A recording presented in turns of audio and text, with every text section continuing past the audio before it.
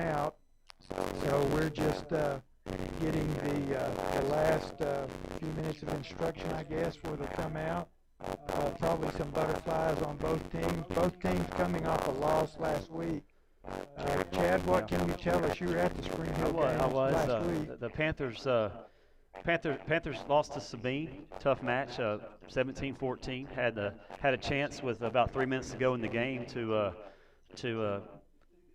drive down and punch one more in, but came up a little bit short. So, they're definitely looking to rebound. And, like you said, Gilmer coming in and beating the Bears, but the Bears put up 41 points against what's going to be a really good Gilmer team. Gilmer's going to be playing a long time this year, and, I think you never want to lose, but sometimes there's good losses sometimes, when you're kind of gauging what you have. And as you said, Johnny Levere, Coach Levere, been around Gladewater his whole life, but this is his first year as a head coach. So, changes, and with the dynamics of kind of where we are, there wasn't any 7-on-7 hardly. Spring or summer practices were minimized. So I feel like probably every program in Texas is a little bit rusty, and probably going to take a few weeks to kind of get going and figure out work out the kinks a little bit. Robert and I talked about that last week. According to the scheduling and some of the actions by the UIL, everybody lost one scrimmage. Normally you have two scrimmages before you come into a ball game, but they came into the first game with just one scrimmage, and that was against Dangerfield for Gladewater. And then we went right into a season game starting after just one scrimmage. So Spring Hill scrimmage, their one scrimmage was they went to Mount Vernon and scrimmage against Coach Art Bryle's team.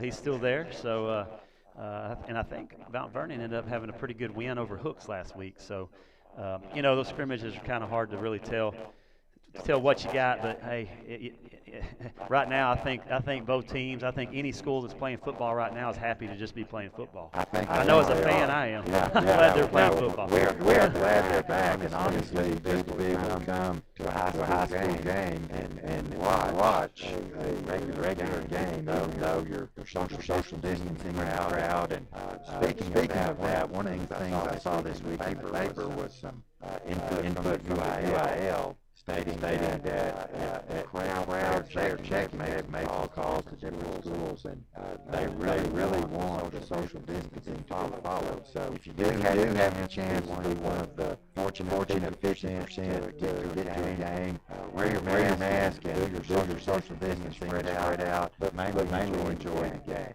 The Bears are now coming on field. We're about 4.5 minutes from the start of the game. And Spring Hill lined up in there all time out. The Bears just trotted on field. So we'll be getting ready to set everything in motion here in a little over 4 minutes. But I heard several people comments last week just how good it felt getting back to a real game that was not a rerun, but somebody was showing on TV, and be able to sit down and watch some good Texas high school football. And last week we did see a couple of really good teams last week. So we keep you updated as we get ready to kick off. The officials are out there on the Bear logo, and teams are Gladewater's raking their home to the sideline. The Panthers are still in the huddle, and we're getting ready, I'm sure, to walk out for the pregame stuff. Spring Hill now is lining up their players. We're getting ready to hear the band play, I guess.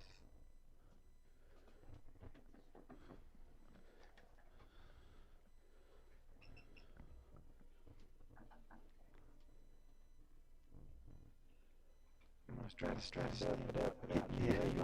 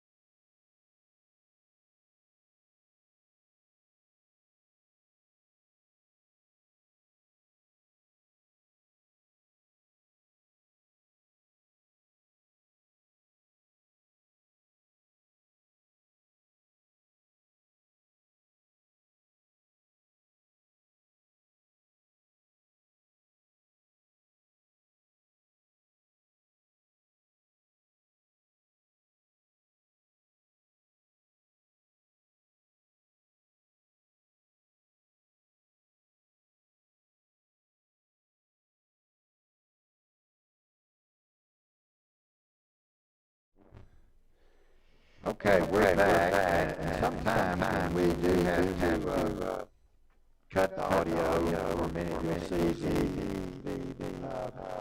Bear logo, Gladewater logo on your screen, but just so that you know, broadcast is still going, and we'll come back with the image and the audio once we're through doing whatever we do. So right now we've got the captains going out. I believe we've got Tristan Holmes for Gladewater, and it looks like Curtis Crow for Spring Hill. Curtis is a senior, wide receiver, defensive back. And of course, Tristan is a quarterback, so officials are now going over and getting ready to do the dip, I suppose. I tell you, the Jumbotron looks good, the field looks good. The weather. Jackie Murphy Bear Stadium's looking good these days. Well, you know, they've done some work. They've got some fairly new turf, redone some seating, and the weather is the past 2 nights we've had sun in our eyes, so we're cloudy now. It's kind of nice not to have that sun shining on us. Yeah, it looks like Spring Hill won the toss. So we'll get ready for the kickoff. Both captains going back to their respective sidelines and get ready to start this Friday night football off again. The weather we thought would be sunny by today, but we kept the clouds and had some rain today. But the field, of course, has a artificial turf field is in great shape, and looks like everything is ready to go here in Gladewater for the start of this Panther Bear game. Like the Bears are going to be kicking off. To start the game off, they're going to be going to our left, which I call the south end zone. Yes. Is that correct? That is correct. So the Bears are kicking off from the north end and defending that goal, and Spring Hill is going to defend the south zone. So we are ready to start this game and get it underway.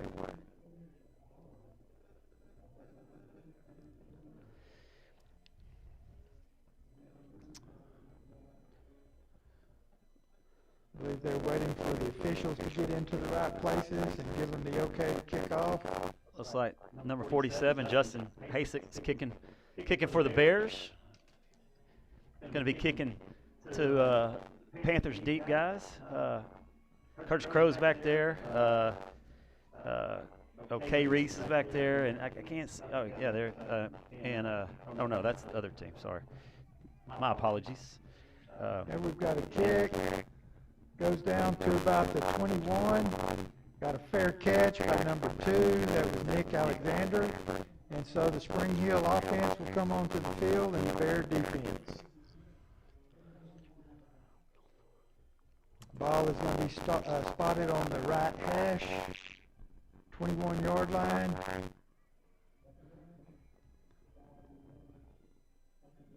Oh, I'm sorry, 25. Okay, Panthers take the field now. Bear defense is on the field. Looks like the Panthers are going to be led by junior quarterback Brennan Ferguson tonight. They've got wide out both sides, one back, shotgun formation. It's a pass. Ball is completed down the middle to number 8, Eric Morrow, and he gets down almost to midfield. They may mark it right at the 50. And we got a flag down. Got a flag on the play, so we'll see what that is. But the pass was completed for about a 25-yard gain, depending on the outcome of the flag. It looks like we had a little chop block. Yeah.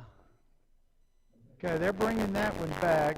So big play from first play from scrimmage on a 1st and 10, and they'll mark off some yardage from the 25-yard line. Well, I tell you, when you're playing a team that's ranked like Gladewater, and you get a big play like that, to have it come back, right out of the gate with a penalty, that hurts. Yeah, that's not the way you want to start any series, but Nope. especially to start the game. So that'll bring up a 1st and 18. Now they're moving it back, so it's going to be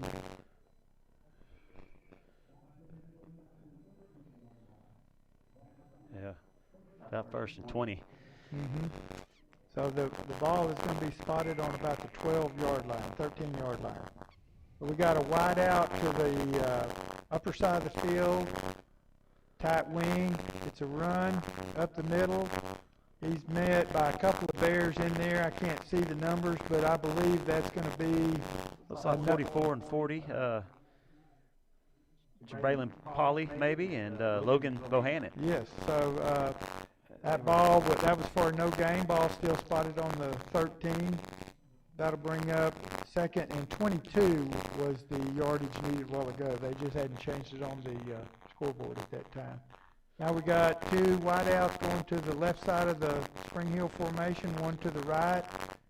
Single back, shotgun formation.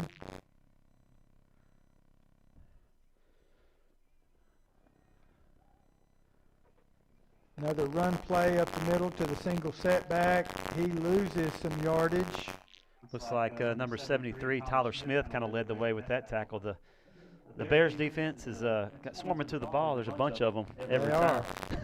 They are. They're getting a good push and keeping their pads under pads in kind of a leverage position. So that's going to bring up a 3rd and about 23 for the Panthers. Ball is on the 12-yard line, it looks like, right hash.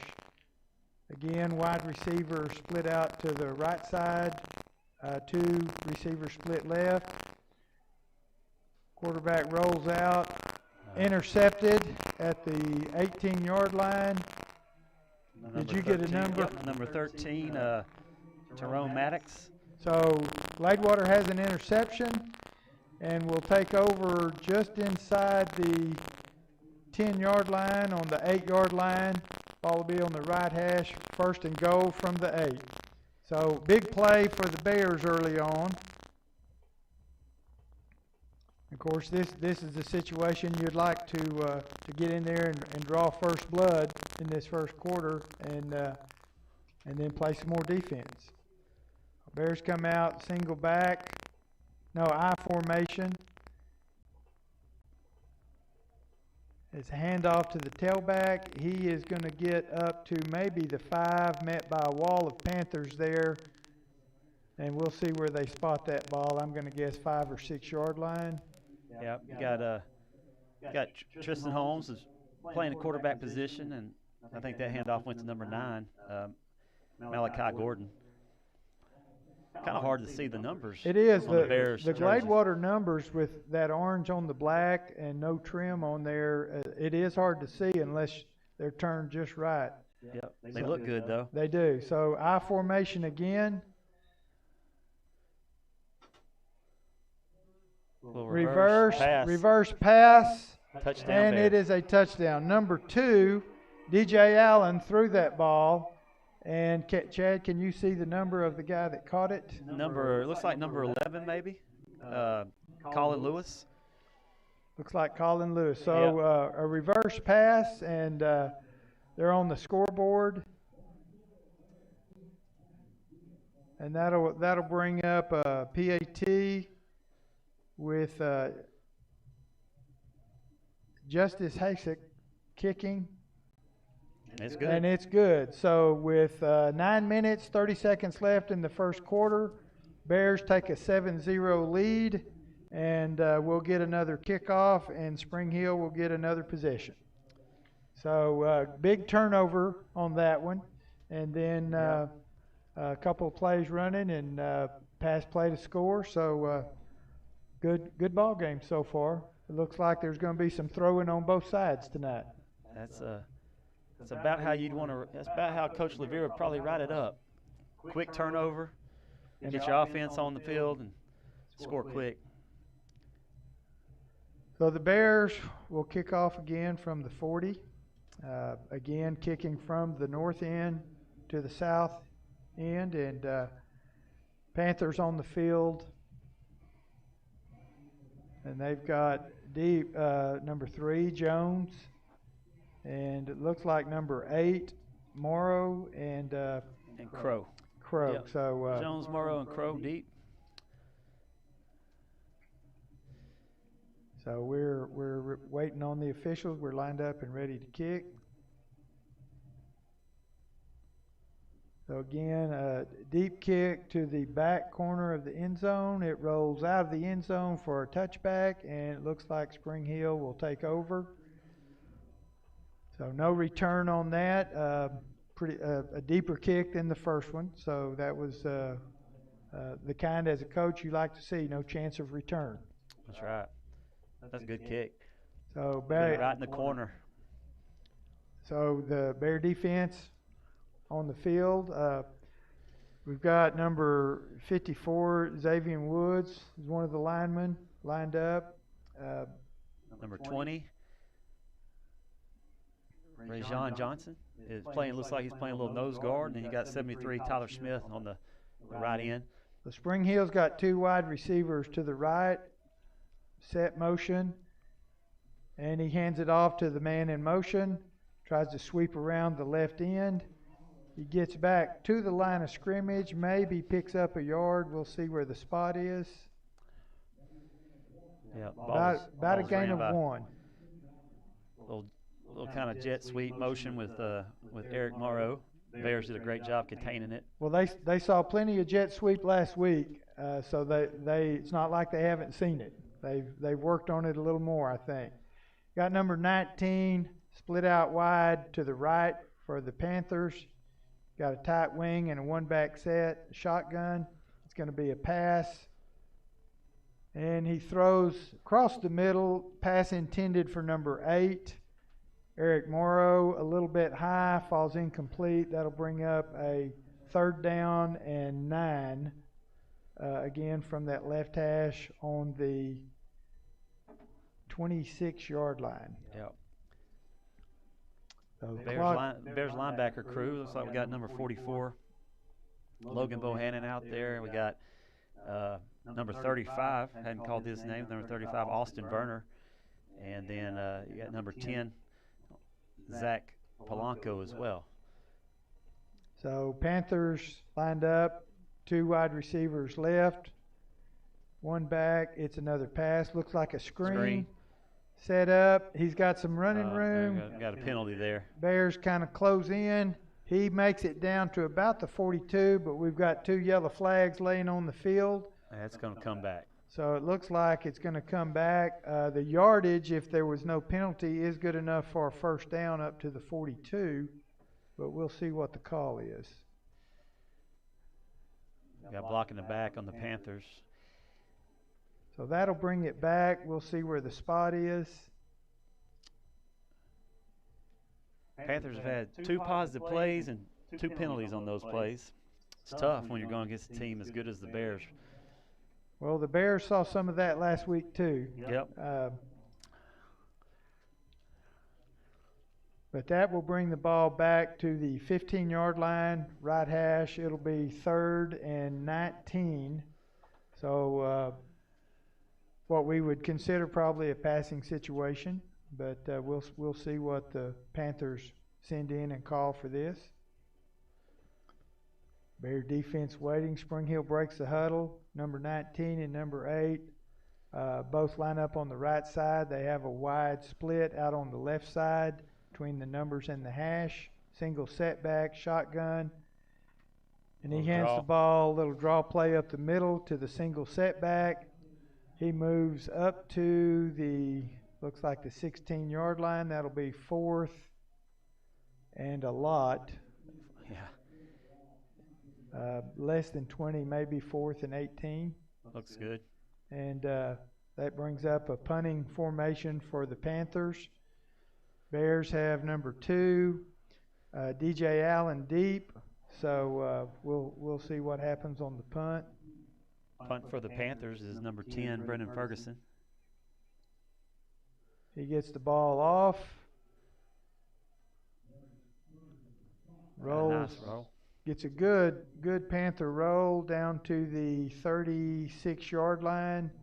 Bears will take over. Ball should be on the left hash of the 36-yard line. And again, they'll be going from the north side to the south end zone. About 7:24 left in the first. Bears about to start their second offensive drive of the quarter and of the game.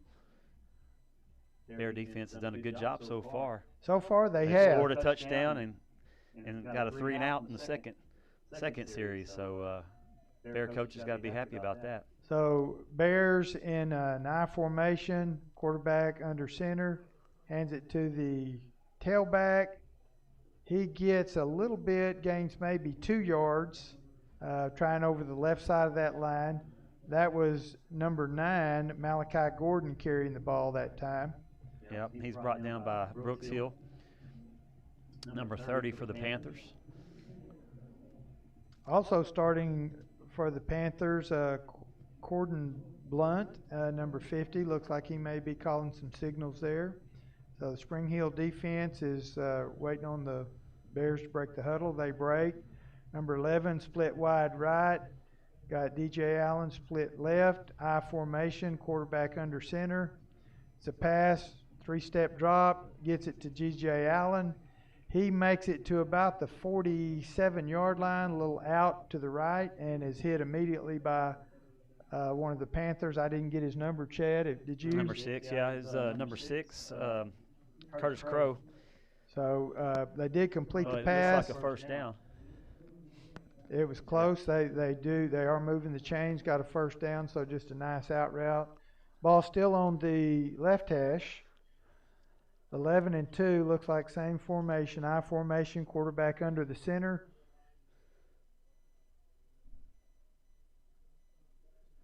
And it is a give to the fullback up the middle, just on the left side, and it looks like he's going to pick up 5 or 6 yards. Just a very quick hitting dive to the fullback. So hard to stop. They get a good surge off that line. Got a good push, offensive line. Looks like a gain of about 4. Ball is right on the 50. It'll be 2nd and 6, still on the left hash.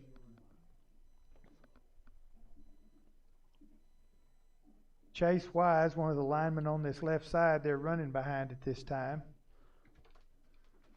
Tight formation, I. And it's a fake off the tailback, little counter play, and he rolls to his right, throws deep for, is that number 20, That's Chad? number 11, I think. Looks like Colin Lewis. Colin Lewis. Anyway, incomplete pass, so that will bring up a 3rd and 6, again from the 50, ball on the left hash still. That was a long developing route. Yeah, it took a while. He came from the left side of the formation all the way to the opposite numbers. So we're still in an I formation, receivers in tight.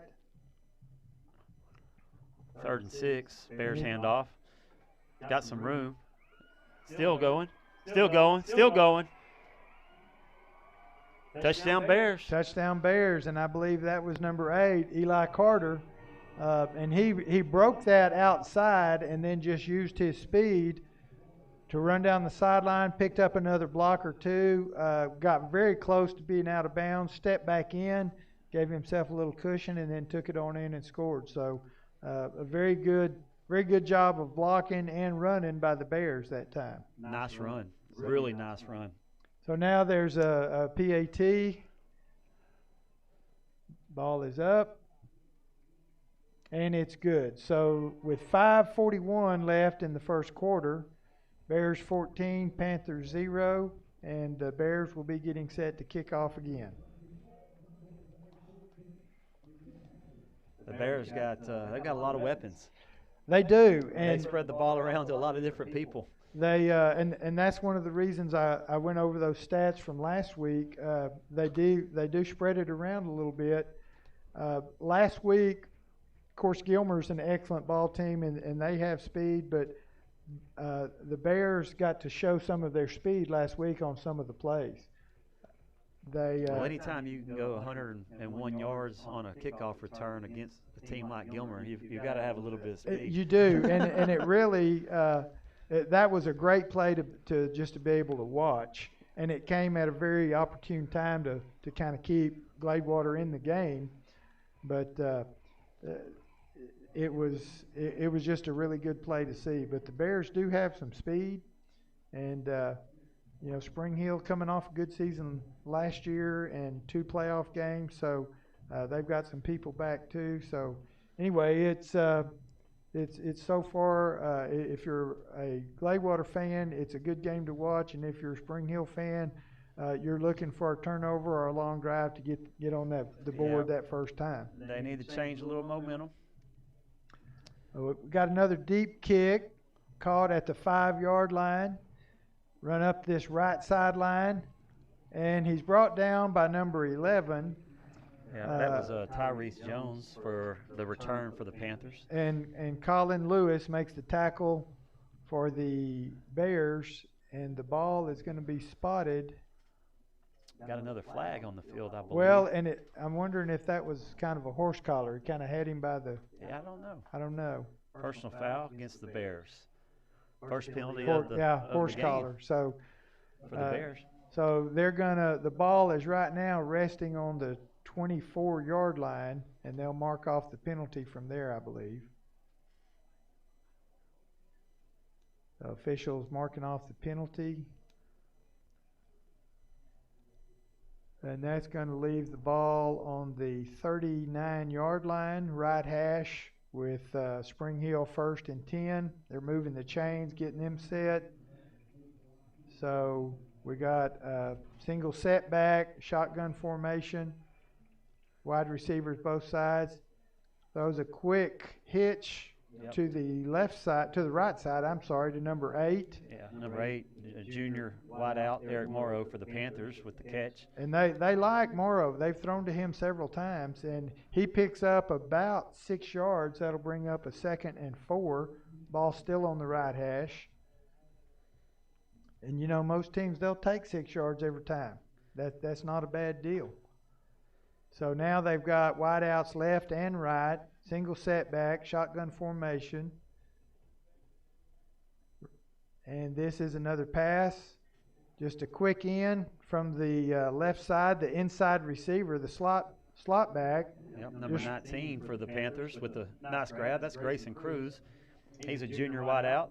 And so that'll move the sticks, and it'll be another first down. Ball now on Spring Hill's left hash at looks like the 36-yard line. So Spring Hill's got 2 wideouts to the lower part of our facing us and 1 to the top, 1 setback, shotgun formation, and they're going to throw again. That's number 3, still on his feet. And wrestled out of bounds, but number 3 for the Panthers, Tyrese Jones, looked like he was forced out of bounds by maybe number 5 for the Bears, Nick Lincoln. Number 5 out there. is Nick Lincoln. He makes a good open field tackle. Right now, they're taking what they can get with the short yardage. That's enough for a first down. They'll move the chains. And they've got a little drive going here. So the Bear defense either needs to get a little heat there on the quarterback or play a little tighter. So right now, they've got a run, just a dive up the middle to the single setback. He picks up maybe 2 yards. Is going to be on looks like the 24, just inside the 25-yard line. Yep, that's number 22 for the Panthers, Michael Mars. Some Gladewater ties there. Yes, it is. Coach Mars worked with us here at Gladewater, and that's his youngest. And he's a good back. So good to see him getting some action tonight too. Panthers got split receivers both sides, 2 on the left, single set, another pass. And this one is just thrown out of bounds. Gladewater's corner and probably a linebacker out there on that double coverage. They did a nice job out there, kind of corralling them a little bit. Yeah, they read that really well, and then he ended up, quarterback just threw it out of bounds, which was really a smart play to keep from losing yardage or getting a turnover. So that will bring up a 3rd and 8. Ball still on the 24-yard line. So we've got 2 wide receivers to the right for Spring Hill, 1 to the left, single setback. Got a tight slot on the right side. 3rd and 8. They go to Cruz again. Okay, we've got a flag. Cruz makes the catch just at about the 21-yard line, maybe for a 3-yard gain, but we've got flags down. Panthers are keeping the Bears secondary active. The Bears secondary right now, you've got number 13, Tyrone Maddox out there. You got number 5, Nick Lincoln at the other corner. Safeties, I think, are number 26, Landon Ellis, number 2, DJ Allen, and number 8, Eli Carter is out there as well, kind of floating around. I feel like Eli Carter's playing maybe a little bit of strong safety or monster type position. Yeah. You know, he's in the box some and he's covering receivers some. So they're just using him as an athlete, which he is definitely an athlete. He is. He's got some athleticism. So they're discussing it. I can't hear what they're saying. They're a little far away, but it looks. We had a illegal man down the field, so offensive lineman got a little bit far down the field for the Panthers. So that'll bring up a loss of down. So 4th down. Yep. And about six from the 21-yard line. Looks like the Panthers are going to go for it. So they're in 4-down territory. They got wide out, 2 wide receivers left, 1 right, single set, wing to the left, tight wing, and there's a timeout. Timeout, Panthers. So maybe they wanted to see what kind of alignment. They're getting to one side where the 2 receivers are split wide. They also have a tight wing that's almost like a tight end that's off the ball. Yeah. So they really do have the ability to have a running set right there or a strong side to go to with 3 receivers that they can hit pretty quick. Right.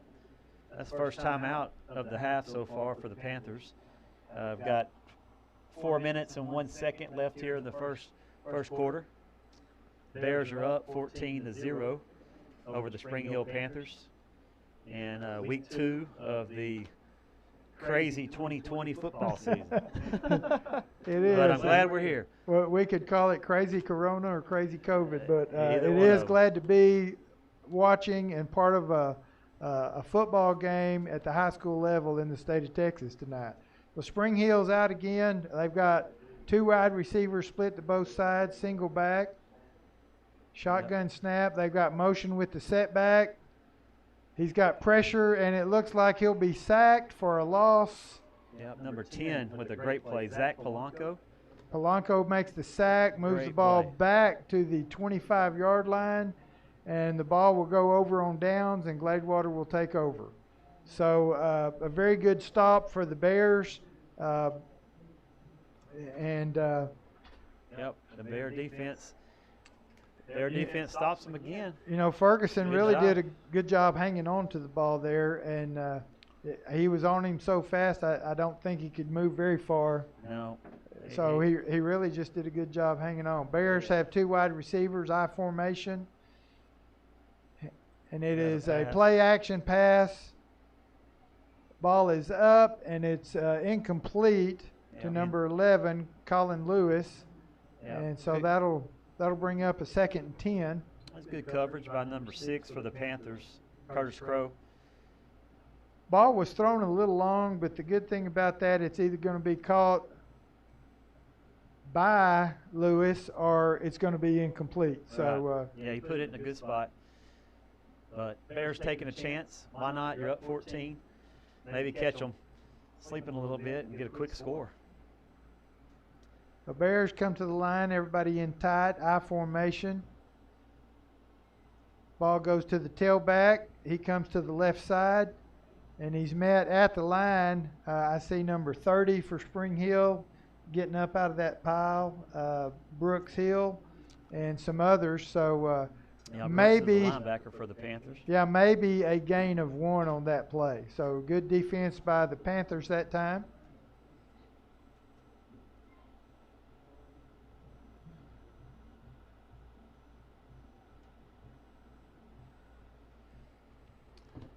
All right, Bears have twin receivers split wide to the top, to their right, and single split One back. It's a throw. And it's caught at the and 31. He breaks the tackle, He's got some off to the room. races. Breaks one tackle, brought down inside the 45. It looks like it'll be spotted at about the 41, maybe. That's right. Was that number 2? Is that DJ Allen with the catch? I think it was. So yes, it was. That was a nice play. So good play on that. First down. They've moved the sticks. The Bears at the 41-yard line, right hash. We'll see what they come out in this time.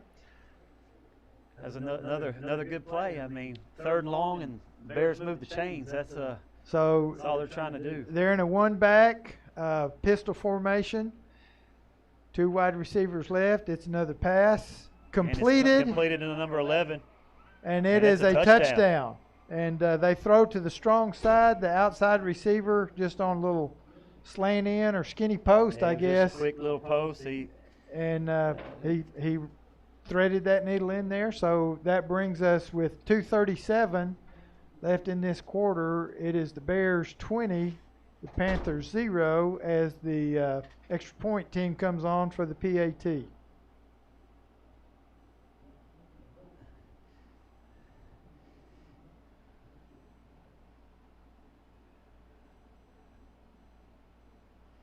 Ball is up. It is good. They had Colin Lewis there, number 11 for the Bears, that just scored. Had him kind of isolated over here. It was 1-on-1, and he won. Yeah. 1-on-1 and he won. There wasn't a lot of safety help there, and but great play.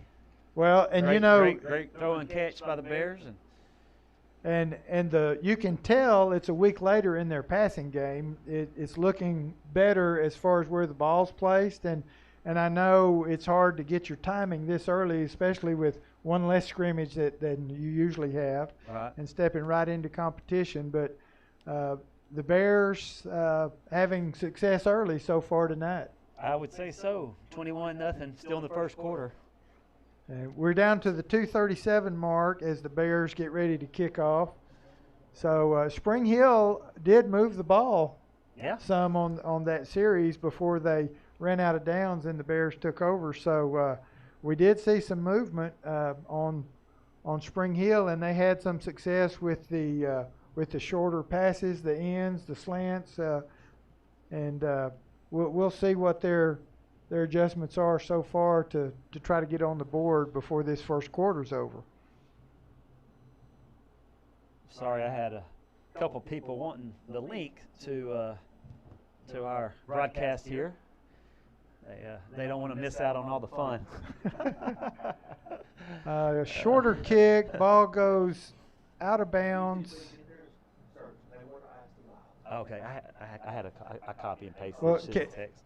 Can we say that out on this and tell them? Of course, the people that are hearing us are already at the link, but Gladewater ISD Live and search, and then click on the live stream. And so if you've got anybody out there that you know is not watching, get that information to them, and then they can join us on a live stream and be in on the first time where we've got an on-the-field look and an in-the-booth look. So we really don't know when y'all are seeing us and when you're seeing the game, but I just have a feeling you'd a lot rather be seeing the game than Chad and I up here in the booth. Yeah, I would like that too. That would be okay with me. So I hope Robert Reynolds is listening tonight and knowing that he missed a first. The only thing I know, the difference between me and Reynolds, is when I was watching last week, I'm not taking up as much of the screen as Coach Reynolds was. Panthers have the ball, and they run the just the handoff to their left, and I don't believe he got back to the line of scrimmage. Looks like maybe a loss of 2. That's so right. It'll bring up a 2nd and 12, ball on their left hash. You got for the down lineman for the Bears. They're basically running a little 3-4. They got number 40 playing defensive tackle. Jabraylin Pauly got number 20 lined up as like a nose guard. That's Rajon Johnson. And I think number 55 on the other side is Trenton Bolt. They're doing a good job up front. There they are again. Panthers that time try a little counter play send all the fakes to the right side and then handing it to the back going left. And looked like he's brought down by number 32 that time, Zaw Campbell. And if I apologize if I mess up anybody's names, correct me, Coach Chenoweth, if you don't mind. I don't. Well, and I'll help you when I names up. can, but you know, with the name Chenoweth, Yeah. we've had our share of mispronunciations, and we understand that it's not ever on purpose. So That's right. Panthers have 3 wide receivers to their right, split receiver on the left side, 1 back in the pistol. Here they go. It's a pass, and it's thrown out of bounds. The Bears had pretty much everybody covered. They were looking for number 43. He got a look early coming in for the short pass, and then nothing else was open. So I don't know if it was just a different route. Somebody read the defense wrong, or if just Gladewater had everybody covered. But We got a penalty. a flag down. yet I didn't again. see that. Thank you. Yeah, it's kind of right there. It's against the Panthers. Not quite sure I saw what the ref. Here we go.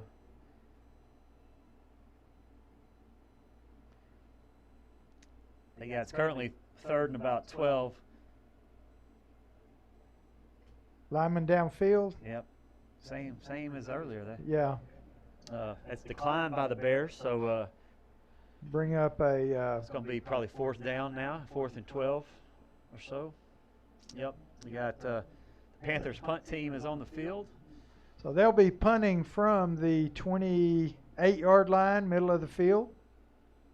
Bears got everybody covered. Spring Hill's punt team they're spread across the field. They're spread well. There's the snap. He got hit right as he was trying to kick it, but he did get the ball off. And I think because he ran out of the pocket, maybe there's no call and on there's that. a flag. There's Oh, a flag. flag late? It's a late flag. Okay. Uh, So we'll see. The ball is down to the 45-yard line approximately. But we'll see what the flag is. That's going to be a weird ruling by the refs because Brendan Ferguson, number 10, punter for the Panthers, he did kind of roll right before he kicked it. So I'm not sure if he was Considered a runner at that point Yeah. or what. We'll see. See what the refs have to say. They're conversating with Coach Johnny Levere right now. But he did get hit as he punted the ball. We're just not sure what the call on the field is going to be at this point.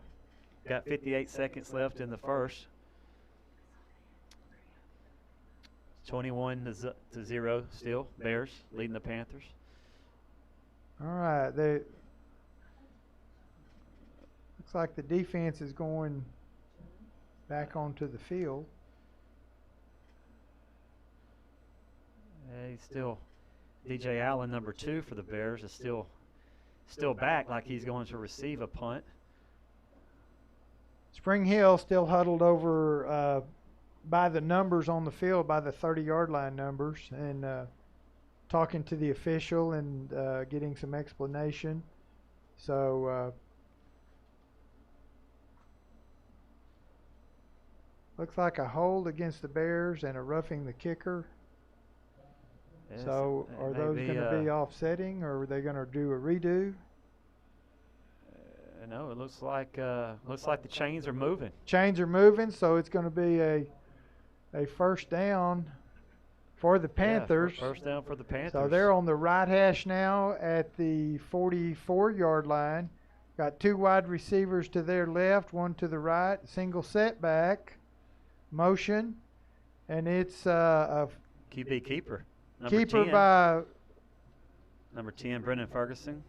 Yes, Brennan kept that time, and they faked the jet sweep to their right, and he keeps the ball, runs up the middle for a gain of about 7 yards.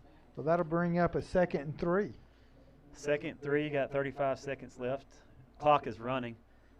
I don't think the Panthers are probably going to get in a big hurry here. Looks like they're breaking the huddle. They may get one more play One off. more play in before the quarter ends. So Maybe. 2 wide receivers right, 1 left, single setback, tight wing. Got Landon Ellis back for the Bears at Hey. safety, along with number 12. Throws to number 19, Grayson Cruz, and it's incomplete. Pass a little bit wide. Yeah, a little bit wide. So clock stop with 12 seconds. Another third down. Bears secondary right now. You got number 13, Tyrone Maddox. You got number 26, Landon Ellis. Number 12, Shaquivin Hardiman. And probably number 5. Yep, number 5, Nick Lincoln. So Spring Hill has 1 split in to the right. And he gives to the single setback. He's met behind the line of scrimmage. Doesn't quite make it back to the 50. And Looks like they may spot it right at the 50. Yeah, brought down by linebackers number 44, Logan Bohannon, and number 35, Austin Werner. So ball on the 50-yard line, still on the right hash. No time left on the clock, so it looks like we're going to swap ends for the start of the second quarter. Right now, Bears lead 21-0 at the end of the first quarter, and we've got a 4th and 4 for Spring Hill as we start the second quarter. Yep, both teams are taking their hydration break. That's what they call it now. Not just a water break. Not a water break anymore. Just hydration. Hydration. I got you. Hydration. Well, last week the need for a hydration break was much more evident. It was one of the most humid days last Friday that I've seen in a long time.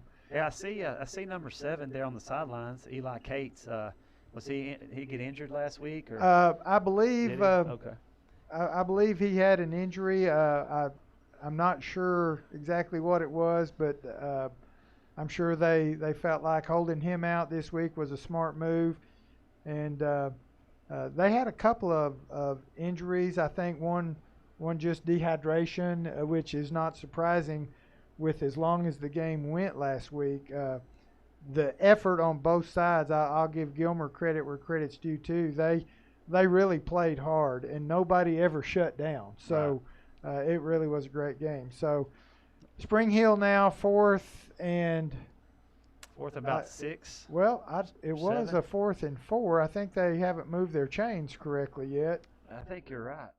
Yeah, now they're stopping us, and they're going to move the chains. It should be 4th and 4.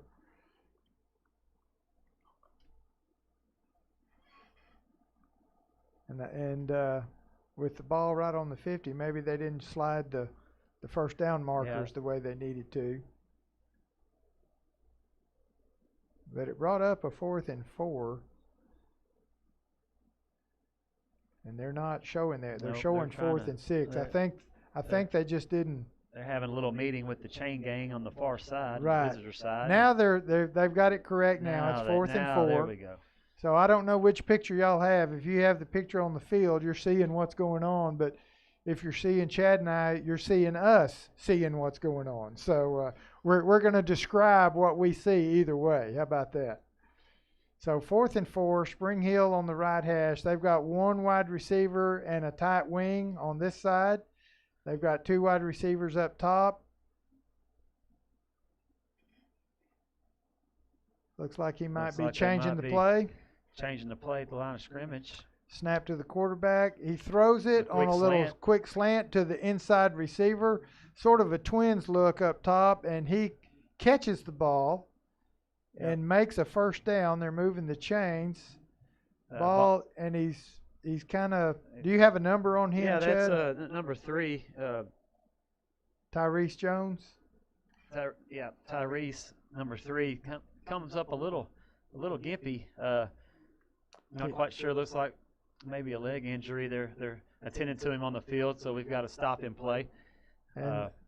Currently, got 11:55 in the second quarter now. Gladewater Bears are up 21-0 over the Spring Hill Panthers. And that completion was good enough for the first down, and that is with the ball on the 42-yard line of the Bears as they defend now the south goal. and we're waiting for them to tend to the Spring Hill player. He got up, hobbled a little bit, Yeah. and then they kind of met him and got him back down. So we'll see what that situation brings. But in the meantime, everybody just kind of catching their breath, getting a little hydration. Managers for, I think, both sides going out there giving guys a drink. So that's a good situation. They got him up, but he's definitely walking very gingerly. Doesn't look like he's putting much weight on that right leg at all. So we wish him the best. Hope he ends up being okay. But so that'll bring up 1st and 10 again. Ball on the 42 right hash. The Spring Hill sends 2 receivers wide to the left, 1 wide at the top to the right. Tight wing on the left side, single back, shotgun for the quarterback. And he's looking to throw, flushed out of the pocket. He runs up the middle, and he picks up some yardage, a little bit short of the first down, but it looks like maybe down to the 34-yard line. Yeah, it looks like it might still Maybe be second the down, 33. 2nd and 1 or so. A nice pickup by Spring Hill Panther quarterback number 10, Brendan Ferguson. So ball will still be on the right hash. Looks like 2nd and 1. So again, we got 2 wide receivers left, 1 wide receiver to the right, single setback, pistol formation. Back is now moving to the right side. It's a snap.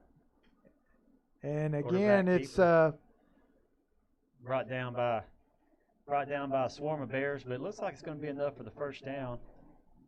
So Brendan Ferguson keeping the ball after a fake and running up the middle again.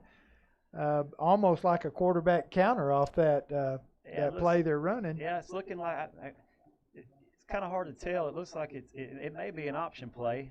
He probably has the option to give or keep. And of course, it's hard for us to tell if they're reading or if it's called up here. Right. But anyway, the result is a first down at the 26-yard line. So now 2 wide receivers right, 1 at the bottom of. Well, I'm not sure where your screen. It's a give to number 5. He breaks a couple tackles. That was really a good, tough run by number 5. That's Devontae Powers. Yep. And that's one of the names we mentioned to look for before the game started. He ran up into the middle, kind of to the right, and got hit, and he kind of spun out and made a really good run back to his left. So now the ball's on the 10. It's a snap. They give to the tailback and go to him again, right up the middle. He's stopped. He gets forward progress maybe down to the 6. It looks like number 20 for the Bears kind of led the way with that tackle. He met him head on, number 20, Rajon Johnson, so from his nose guard position or defensive line position. Ball spotted at the 6 on the left hash. It's a 2nd down. And I don't think they can make a first down. It's 2nd and goal. It is 2nd and goal. 9:40 left in the 2nd quarter now. So they break the huddle. Wide receiver left Bears and defense. right. Tight formation with 2 wideouts. They give it to him again around the right side. He gets inside the 5, maybe to the 2 or 3. We'll know when they spot it. Yards. Yeah. And now they're in the fast tempo offense. Snap from under center. He hands to him again. He stopped, just tailback, running back going straight ahead. Bears defense is holding. And so they've held again. They're that brings holding. up a 4th down from the 2-yard line again. Yep. 4th and goal from the 2. Bears defense is doing a good job. So Power's still in the ball game at the running back position. Looks like they're gonna go for it. Yeah. So we've got number 8 to the right, number 2 split out to the left. Power's still the running back, quarterback under center. He hands it to him on the right side, the and Bears it's a hold. stop. Great goal line stand by the Bears, and they're excited, rightfully so. Great job by the defense. So the Bears make a stop. Spring Hill gets a drive down to the 2, runs out of downs.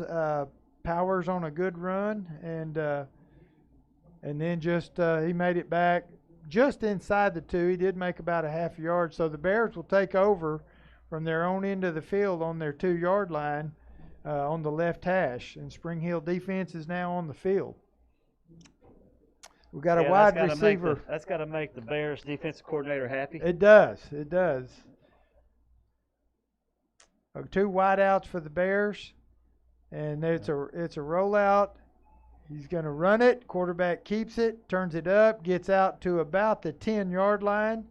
They had 2 wide receivers, and he just rolled out to his right and looked, and then had some room, just tucked it up and ran, picked up about 8 yards, I guess. They're going to spot it right at the 10-yard line.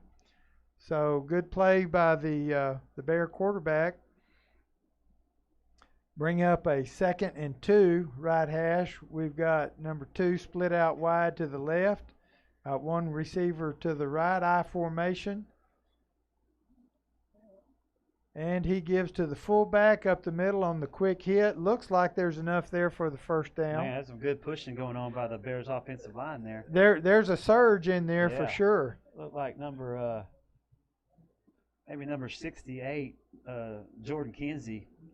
Man, he was grinding. Yeah. I'm impressed. The Bears O-line is they look like they got some weight behind them. They do, and I believe some big boys. I believe they've got one not playing tonight, but they're getting a push on the ball for sure. We got 2 wide receivers, 1 on each side. I formation. Quick and pass. They throw just a little hitch route, and it gets out to, I believe that's number 11, Colin Lewis. Yeah, he's driven out of bounds by number 22. And it's going to be close for a first down. We'll see where they mark it. Ball's just across on the 26. They're moving the chain. So first down on the 26 from the right hash.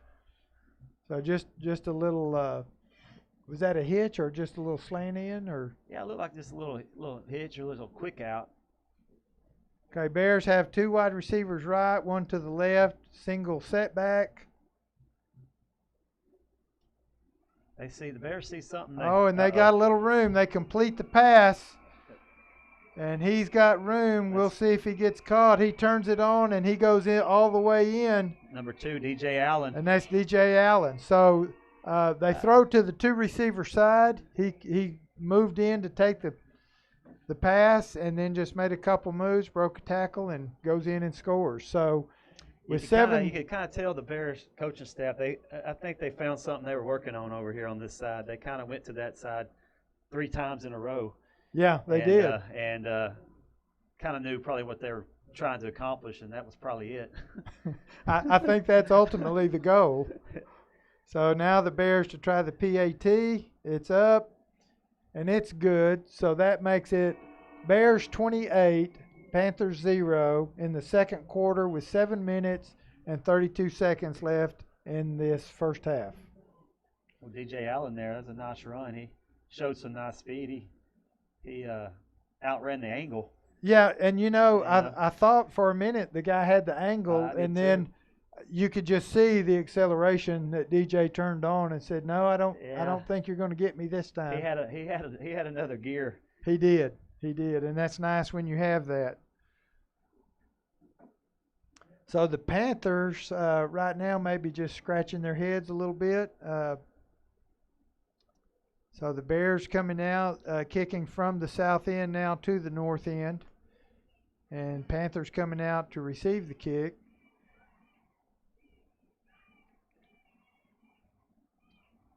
Both sides have a decent crowd, considering the circumstances. We're getting a few texts just complimenting the speed. That person's reading our minds. Exactly what we were just saying. Exactly. So anyway, we do appreciate some of y'all sending Chad and I some text, and we'll look in a minute to kind of see what some of the other scores are. Baylor Bears. That's my alma mater. the Gladewater Bears kickoff. It's caught on the 9-yard line. Oh, great pursuit by number 6. Great play by for the Bears, and I apologize. It's number 21 on the tackle. Great job, special teams there. Number 21, Caden McCaskill. And that was Curtis Crow with the receiving of the kickoff, and he caught it over here by the numbers and went to his right and picked up a few yards, but really had a nice run to get some more yardage. But the Gladewater Bears showing good pursuit on that. So Spring Hill has the ball on the right hash, 2 wide receivers to their right, 2 to the left, single setback. Yep, they're going basically 1 back, just trying to spread them out. So just it's almost picked off by number 13 for the Bears. And again, Tyrone Maddox. Again, Spring Hill really trying to hit the quick passes, and they've done a pretty good job of that throughout the night, really. But nothing on that one for them. So yeah, they're spreading. They've got 2. Both ends are split wide. They have slots in there in between, and then just 1 back and the quarterback taking it from the shotgun. So now they've got 2 wide receivers to the right, 1 to the left. Yep, kind of tight got a wing. little stack formation on the right in motion. And it's the jet sweep. The Bears pursued. He's driven out of bounds. Oh, we got a flag. Looks like that may be a taunt by the Bears. Yeah. Oh. Eli Carter, number 8 for the Bears, made a great play defensively, pursuing the ball, and then kind of had just a little bit of extracurricular there, and the refs weren't a fan of it. So, are we going to have down? There's a hat down. We're probably going to have 2 separate violations with the flag and the hat down. We'll give you a little bit of insight as soon as we see what it's going to be. But we know for sure one of them's against the Bears, and maybe both of them.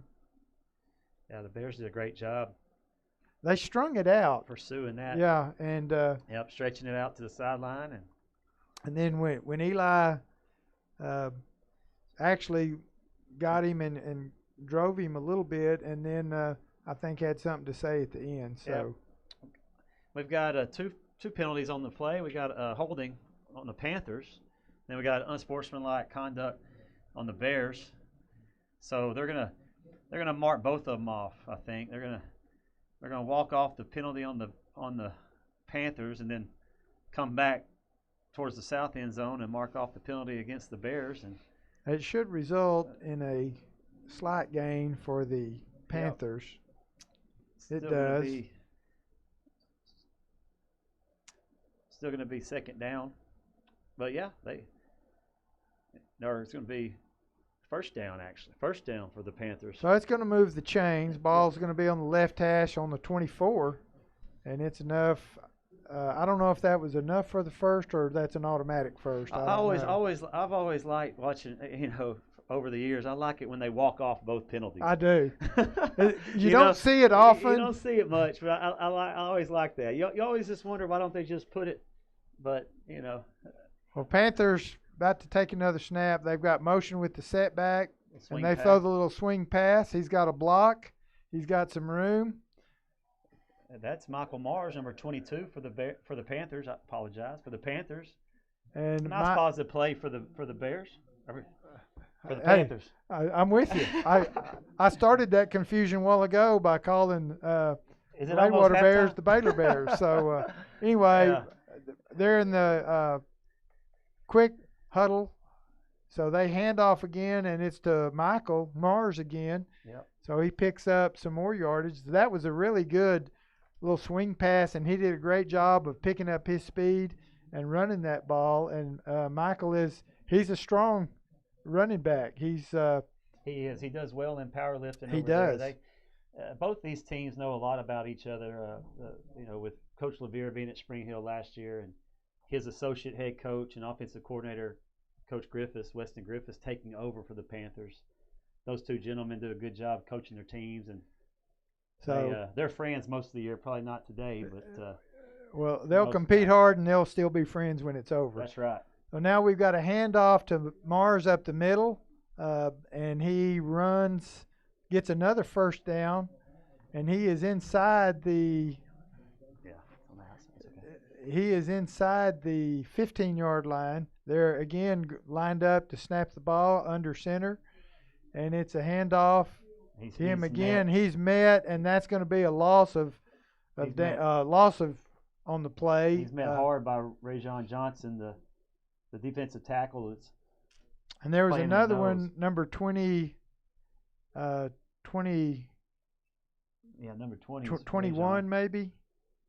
No, the nose guard. Yeah, that's Rajon. Okay, Number well he 20. he made him in there well, and so it's who's down? Is that It's a player for the Panthers. I'm not sure who it is, but got an injury on the field, so both teams. so there's a taking a knee. timeout, not a timeout for injury with 5:55 to go.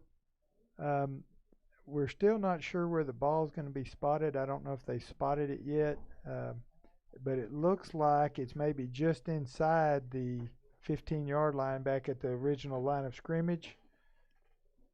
Yep. Get some text messages from an old buddy, old Brent Abernathy. Long time ago, we were kind of doing these broadcasts together, and technology wasn't near as good. The IT guy was me, I think. Actually, I was the carry all the equipment, and you were the IT pack mule. I was always out in the elements somehow, while Brent and Mr. Baldridge were always kind of in the nice, warm, or cool press box with all the food. Well, so I'm not sure how all that worked out, but it was a good time. It was, and it was a time of a lot of success for the Bears back then too. And I make back sure when Johnny was playing. Yeah, when A Coach little bit Levere after. was player Levere. Coach Levere, I'm sorry. Yeah. Right. Listen, I've had 2 weeks to get over that. I still called him Johnny a lot, but I'm trying to call him Coach Levere. He's earned that title. That's right. All right, Spring Hill, single setback, wide receiver split both sides. Throwing deep right corner, and good coverage by the Bears. Pass goes long and incomplete. Great coverage by Nick Lincoln. He's giving up some height over there to Grayson Cruz, and he stayed right in his hip pocket and made a great play. So they set their strength to the left and throw back to that single coverage like we talked about earlier on the right side to get the one-on-one. So that'll bring up a second down and 9, just from the 9. And we will... They've got 5:43 left in the second quarter. So Bear band is starting to loosen up in the north end zone. So we've got 2 wide receivers left, one to the right, and it looks like they've Ferguson got in. Steps up into the pocket and throws a nice ball over the middle to number 19 Grayson Cruz for the Panthers' first score of the night. And they did a really good job there. They made it look like it was going to be the same play, and then they broke that route back to the post across the middle. So now they're ready for their PAT. Oh, swinging gate formation. There's the snap. Ball is up. Number 17. And it's good. Number 17 for the Panthers with the good PAT. That's Ashton Thomas, a junior for the Panthers.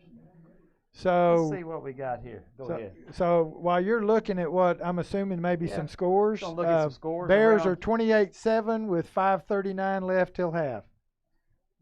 Yeah, so just some quick scores. We got Carlisle up 20-7 over Troop. We've got the Alba Golden Panthers 20-0 over Big Sandy second quarter. Again, these are all going to be small, up to 4A because 5A and 6A are not playing yet. Hopefully they'll get their seasons underway in a couple weeks. New Diana's down 14-0 to Redwater in the first quarter. Caddo Mills, a team that Spring Hill played last year in the playoffs, is up 40-0 over the Bullard Panthers. Oh, okay. Quitman's beating Scurry Rosser. Yep. The Sabine Cardinals, who beat Spring Hill last week, are up 16-0 at halftime over the West Rush Raiders.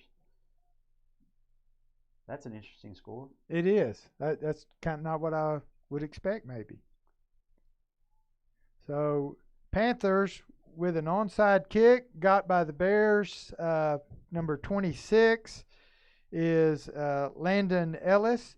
Fields that ball and goes down, and the Bears will take over on the 41-yard line, be on the right hash. So one thing I did like about that, I always have been a proponent, Robert Reynolds and I talked about this last week, of not waiting till you have to do an onside kick to do it. That's Maybe right. get you one or two in there early and let them know you can do it. So decent kick, but a decent play by Ellis to get that ball. So Bears have everybody in tight I formation, quarterback under center. Ball snapped. It's given to the tailback on the counter play. He's got some room. Eli Carter. Eli turns it up, makes a move or two, and he's going to score. So he goes in to the left side, and that is a 60-yard run from the line of scrimmage for the touchdown. We got a penalty flag back here at the line of scrimmage. Oh, I see it. Yep, we may. So that may be a comeback. Yeah, we've got a hold against the Bears. So that one will come back. That hurts. Really pretty play.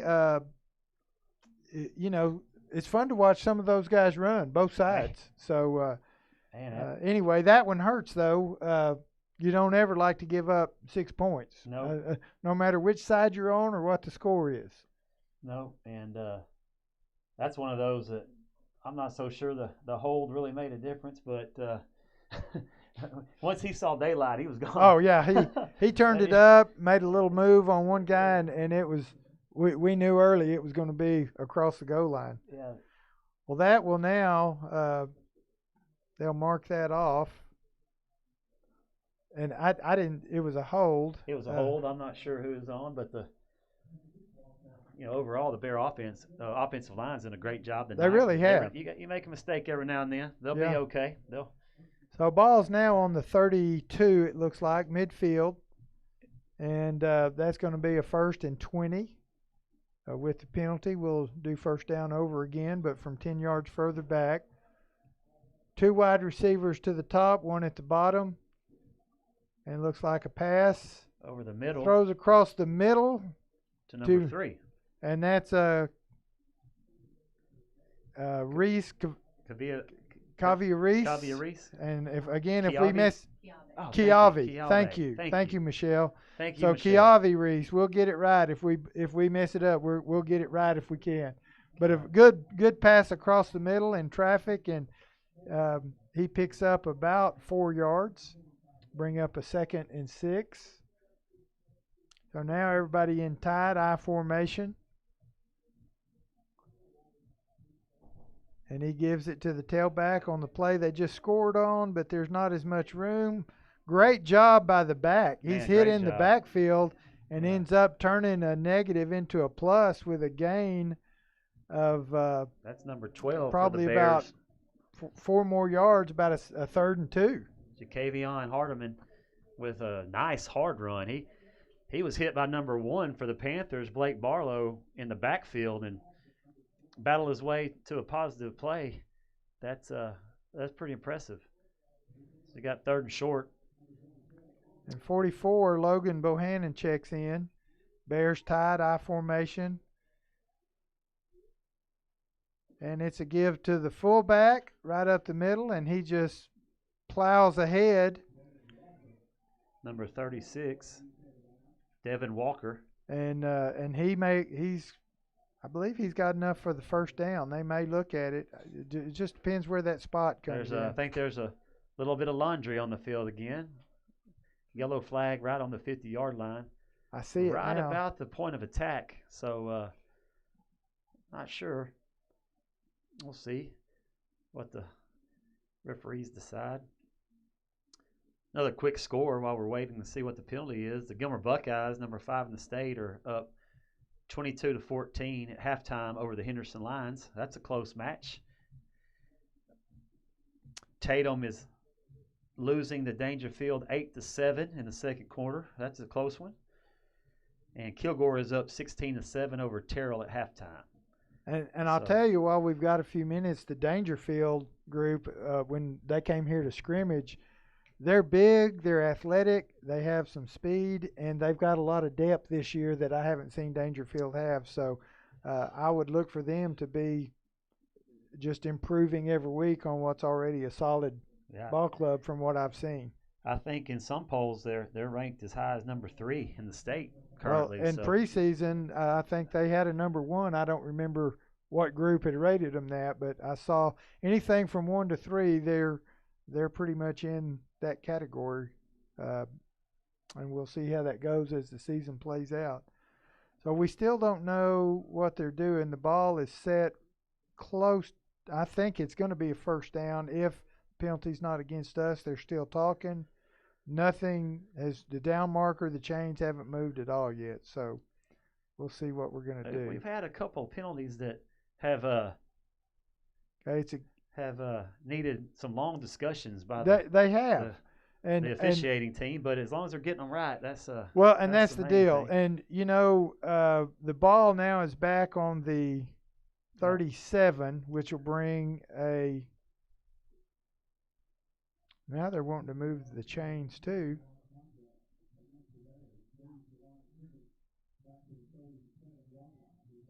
So it's going to be a 1st and 10 from the 37. And I'll so basically they got the first down and then got a penalty. Right. Yep. So single setback. Oh no, it's kind of the stack eye. And they're going to play action deep. pass, DJ throwing Allen. deep to DJ. And he's got it. He's got it. And he's got a touchdown. He's finally tackled, but it's out across the goal line. And there's another score. Just really, last week, we talked about the officials, and there were a lot of penalties on both sides last week. But the one thing they did a good job of was coming in there and talking to coaches and letting them know who had done what and what the outcome was. So that pass last week might have been a yard or two long, and it's right on target this week. That was perfect. It was a great play by the Bears, about a 70-yard play when it's all said and done. And the PAT is up, and it's good. So the score right now, with 3 minutes and 42 seconds left in the first half, it's the Gladewater Bears 35 and the Spring Hill Panthers 7. So the Bears are getting ready to kick off from the south end to the Panthers on the north end of the field. And if you've joined us tonight and it's your first time, you're getting to see some action with the camera on the field and not so much action from up here in the box. All we get to do is talk and I know from my old coaching days here in Gladewater and some at West Rusk and other places, I don't really make any bad calls up here. They're really I can see a lot and I don't have any of that pressure on me if it's wrong, because if I mess it up, I can say, oh wait, that was number 2 instead of number 5. But it's also nice to know that you're not having to cover Eli Carter or DJ or any of these kids. These kids, Gladewater has some speed, and it's all over the field. And these Spring Hill Panther secondary guys aren't slow. And Spring Hill or Gladewater's just running past them left and right. It's hard to cover somebody on an island when they're faster than you are. It is, and we always say that there's one thing in practice that you can never replicate, and that's speed. So, there's the kick. It's caught at the 16-yard line. Curtis Crow with the Panthers. And he's going to his right, and he's making some yards. So, started at the 16, and he is down past the 35. We'll see where they mark it, maybe the 36 or 7. Looks like about the 37-yard line. And so a nice return of about 21 yards on that return. Nice return for the Panthers there. But when you're getting ready for someone that has a lot of speed, it's hard to replicate that and get a look at that in practice. Right. It Well, really and I tell you is. too, the thing about the Bears, they've got so much speed all over the place that you can't really. I mean, who do you help? Yeah, You know, exactly. where do you move your safeties to, because they're all fast. You know, so it's a tough feat for the Panthers defense, but Well, Panthers we're that gonna time keep grinding and just keep playing. give it to the tailback. They had a set I haven't seen before. They had a back, a slot back, and a split receiver all in tight to their right side. So I believe that was Powers that time carrying the ball again.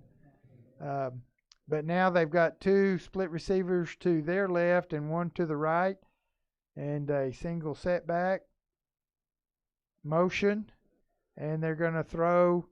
Number 8, one of the second inside receiver. He was wide, but not the widest man.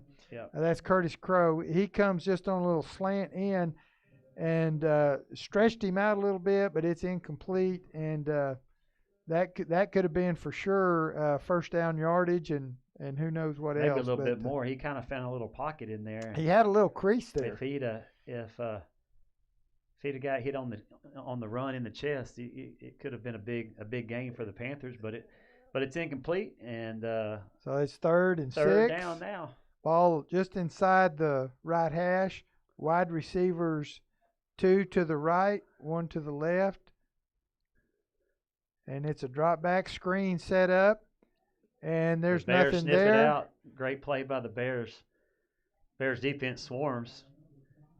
And so that is Number 54, Xavion Woods, and 44, and Logan Bohannon. and so Powers, I think, was the back on that screen, and they sniff that out and stop it. So that brings up a fourth down and about 5. So there's the punt formation in. DJ Allen's back deep, number 2 for the Bears. And you would want to think Ferguson's punting for the Panthers. that they may want to punt away from him. Yeah, I don't probably. know. I think I would. He's dangerous as well if he catches it in space. So there's the punt. Nice punt there. And it rolls down inside the 30, taking a Spring Hill roll to about the 24-yard line of the Bears. So they'll take over with 1:51 left in the half on the left hash inside the 25 on about the 24-yard line, just inside the 25. So we'll see what we got here. I believe there's Panthers have a couple of timeouts left, I think. Yeah, I think so. I think the Bears have 3 and the Panthers have 2. It's kind of hard to see the scoreboard from over here. I keep wanting to look at over there, the north end zone. Look where you used to look when you played. So Bears out of the eye, give to the tailback straight ahead, and picks up a couple of yards, maybe 2. So that'll bring up a 2nd and 8. We're down to, with the clock running, we're down to 1:33 left in this half. So now Gladewater has 2 wide receivers. I formation, tight end to the left. And they're going to throw. Going deep again. And ball is a little short. Intended for number 11 for the Bears. Yes, and Lewis turns to go up for the ball, but really doesn't have a chance to catch it. Spring Hill, and I didn't get his number 6, yeah. Cornerback number 6, Curtis Crow, was on. He had pretty good coverage there. Good coverage on that, yes. So he had one-on-one coverage. He did a good job. So right now the Bears have 1:16. Clock stopped on the incomplete pass. It's 3rd and 7. About 3rd and 7 for the Bears. So we have 2 wide receivers to the Bear right, 1 to the left. Shotgun formations, pistol. And so quarterback keeper. And he runs, cuts it back up the middle, picks up a first down. And he's up past the 40 to maybe the 41 or 2. They'll move the chains. 1:10 left. Yeah, they had so 42-yard line. direct snap and just quarterback keeper. Quarterback Good run. play. No fake or anything. Good play. So got 59 seconds, under a minute now. So wide receivers both sides. Throws a little hitch to the inside receiver up top. I think that's number 2, DJ Allen. And he gets close to a first down, might be a yard short, with 46.5 seconds left. So they'll set the clock, and I don't know, not sure why it's not running at this point. Not a first down unless he got out of bounds. He got out of bounds. And it's hard for us to see over there if he got out or not, but that has to be why the clock stopped. So now 2 receivers right. It's a pass again. Number 11. And this time he catches it on a little slant end, picks up the first down. The ball will be on about the 34. And 41.1 seconds left as they reset the chains for a new set of downs for the Bears. Brought down again by number 6, Curtis Crow. We're calling his name a lot tonight. Yeah, he's on a lot of plays. They're throwing a lot of balls out here. You got DJ split out right here, quarterback keeper. And he is up to the 22-yard line. I believe it's going to be another first down. 18.1 seconds left. The Bears call a timeout.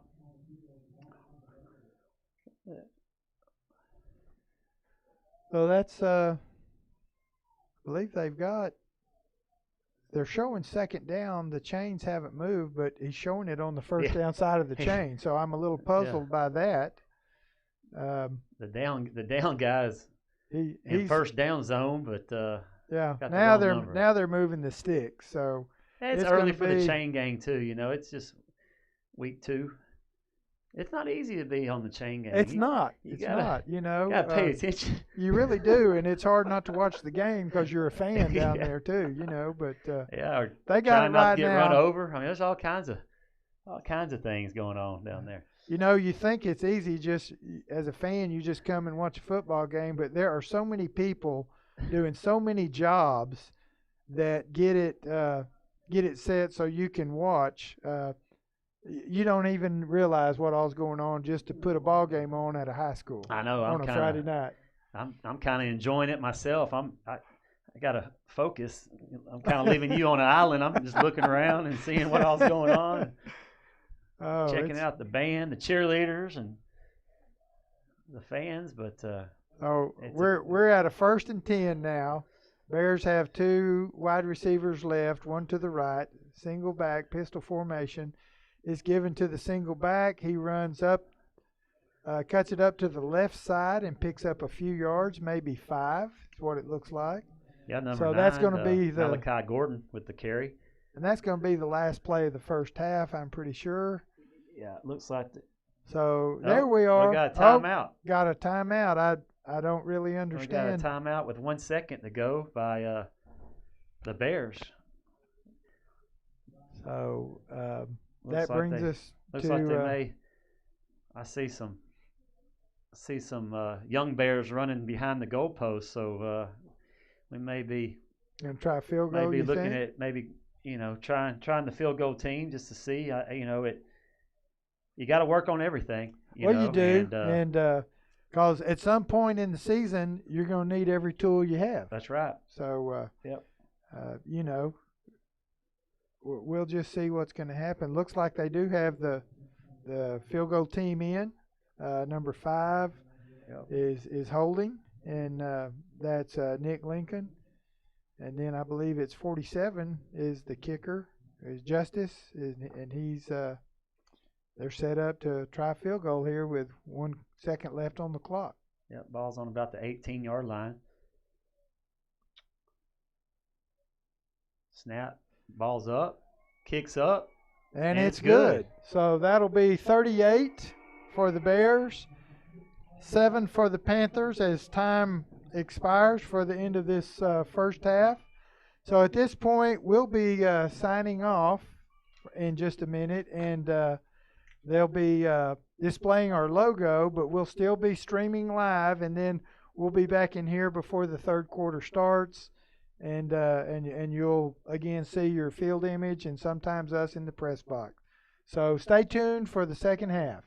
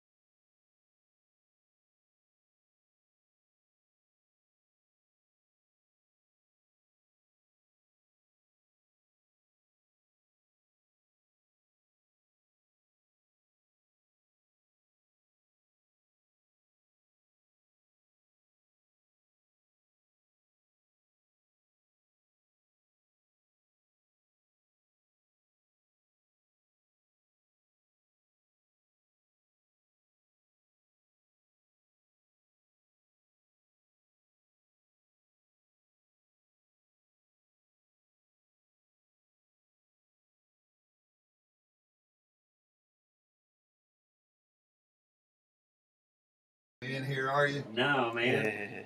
I did say a little bit of something.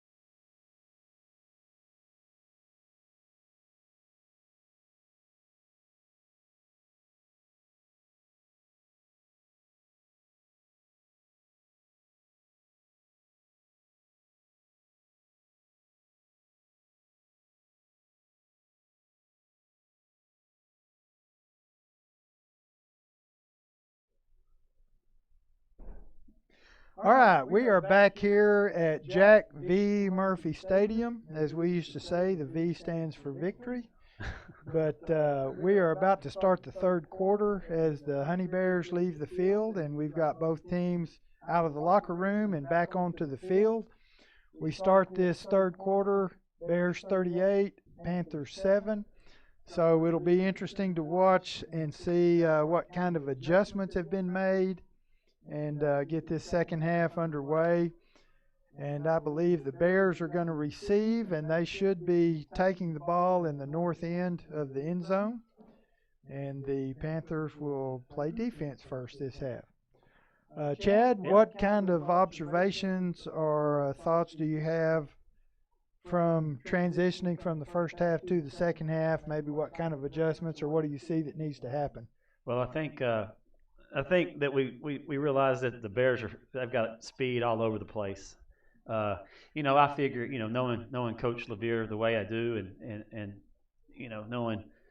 knowing how he looks at the game, he's probably going to end up playing some backups at some point. Probably not in the third quarter, but at some point trying to get some young kids in there, without having a true preseason with scrimmages and 7-on-7 practices and things like that. You kind of at some point got to get some kids some reps because you never know when somebody's going to have to go in. So I think that's what the Bears are going to do. Probably, if this continues.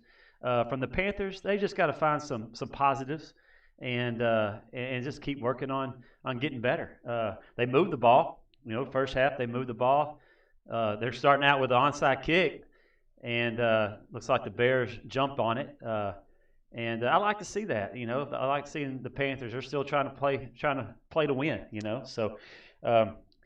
These games, Dad, you've been in a bunch of them. Hopefully not this lopsided on the bad side, but it's your mindset changes as a coach.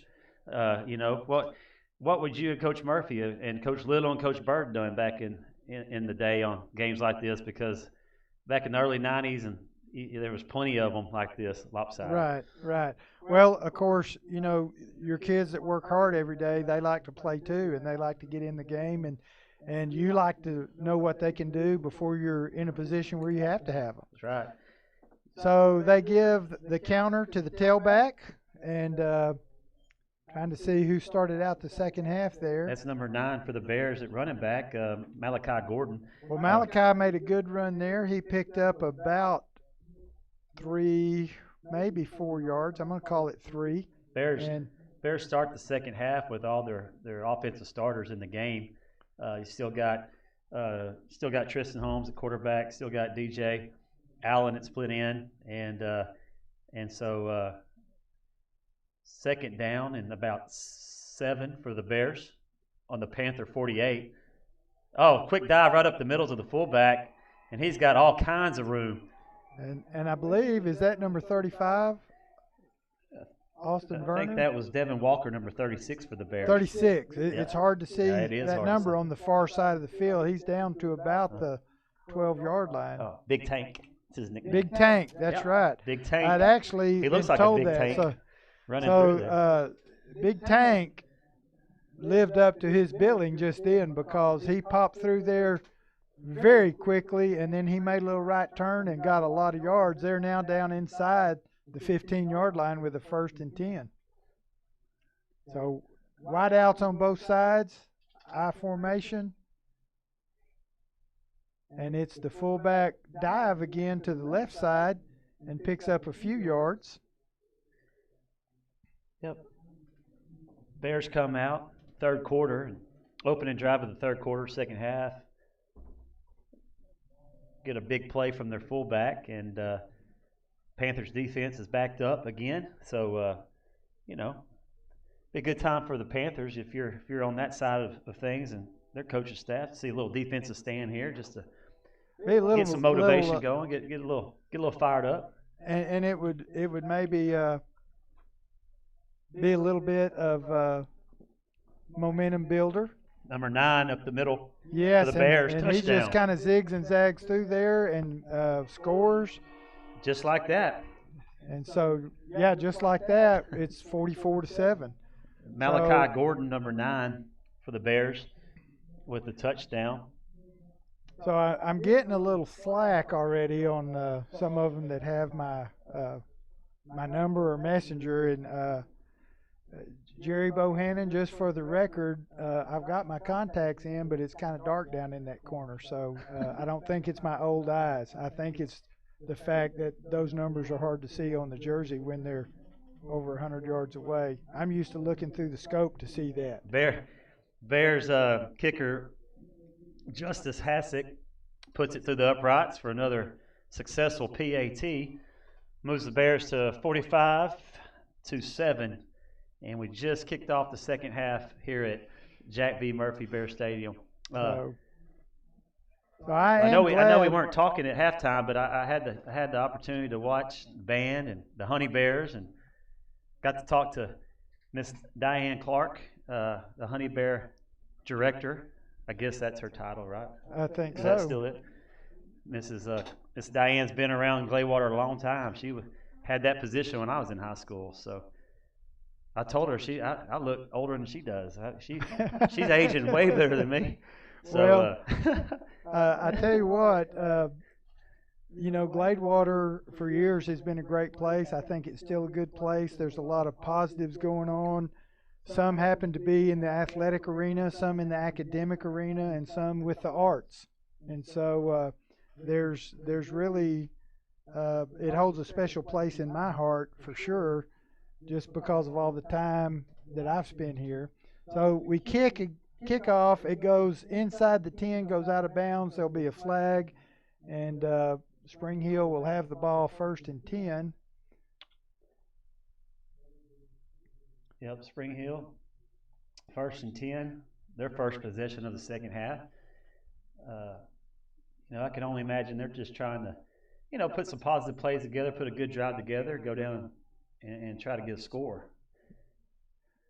Well, and we'll get a chance to see what kind of adjustments, what they think they can do, just based on what they run and call here in the start of this second half. But I would certainly think one of the goals would be keep the clock running, and yet put together a drive. So now they've got wide receivers both sides. The strength of the formations to their left. Quarterback rolls out, throws inside to number 19. That is Grayson Cruz. Gets his hands on the ball, but is hit about the same time the ball gets there, and it's not a catch. So it'll be 2nd and 10 from the 30 midfield. So again, they still are going with that short yardage pass. I think it's easy to time up, and they did have some success with it. Now they got 2 receivers on each side, single setback. They give it to the back. He tries the right side, and he picks up maybe 5 yards. Yeah, he's met by number 54 for the Bears, Xavion Woods. Also number 40, Jabraylon Pauly. Got to give some credit. Both the offensive and defensive line for the Bears has been strong all night. They have. They're playing tough. They are, and they're getting to play on a much cooler night than. Not to say that it's cool out there. I'm sure they're sweating plenty, but compared to last week, it's a lot cooler.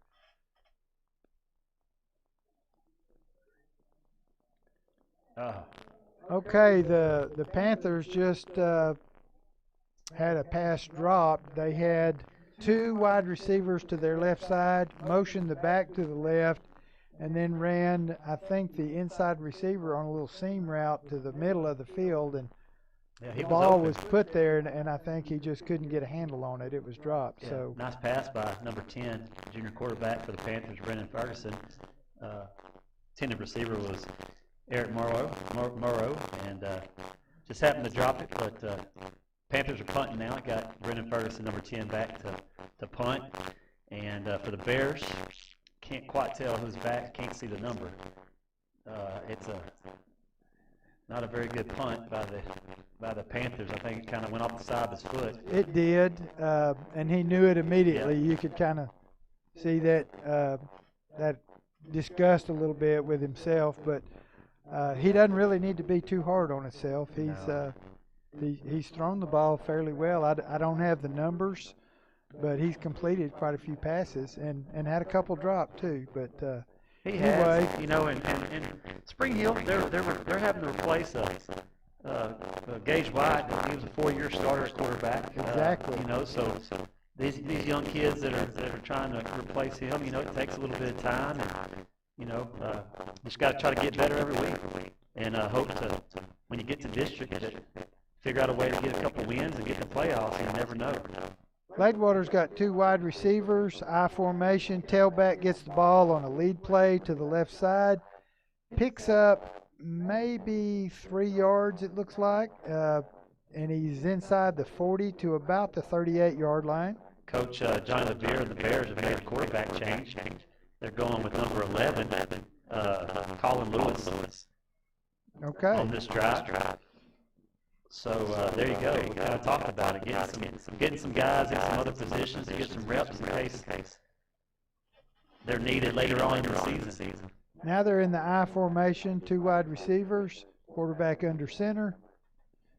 And it's the quick pop with the fullback, and he falls ahead for, it looks like a couple of yards. Not quite the surge that time that they have been having. So we're about 3rd and 5, 3rd and 4 maybe. I'm going to call it 3rd and 4, but it really looks closer to 5. So I guess I'll call it 3rd and 5. There you go. I can change my mind. I'm not going to talk you out of it. There you go. It's good. So the Bears are now going to be in tight and no wide receivers. Got a little flex on the right side. I formation.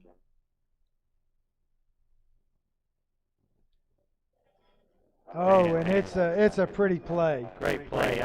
They hand to the tailback, and he goes into the end zone and scores. Hits a seam, cuts inside.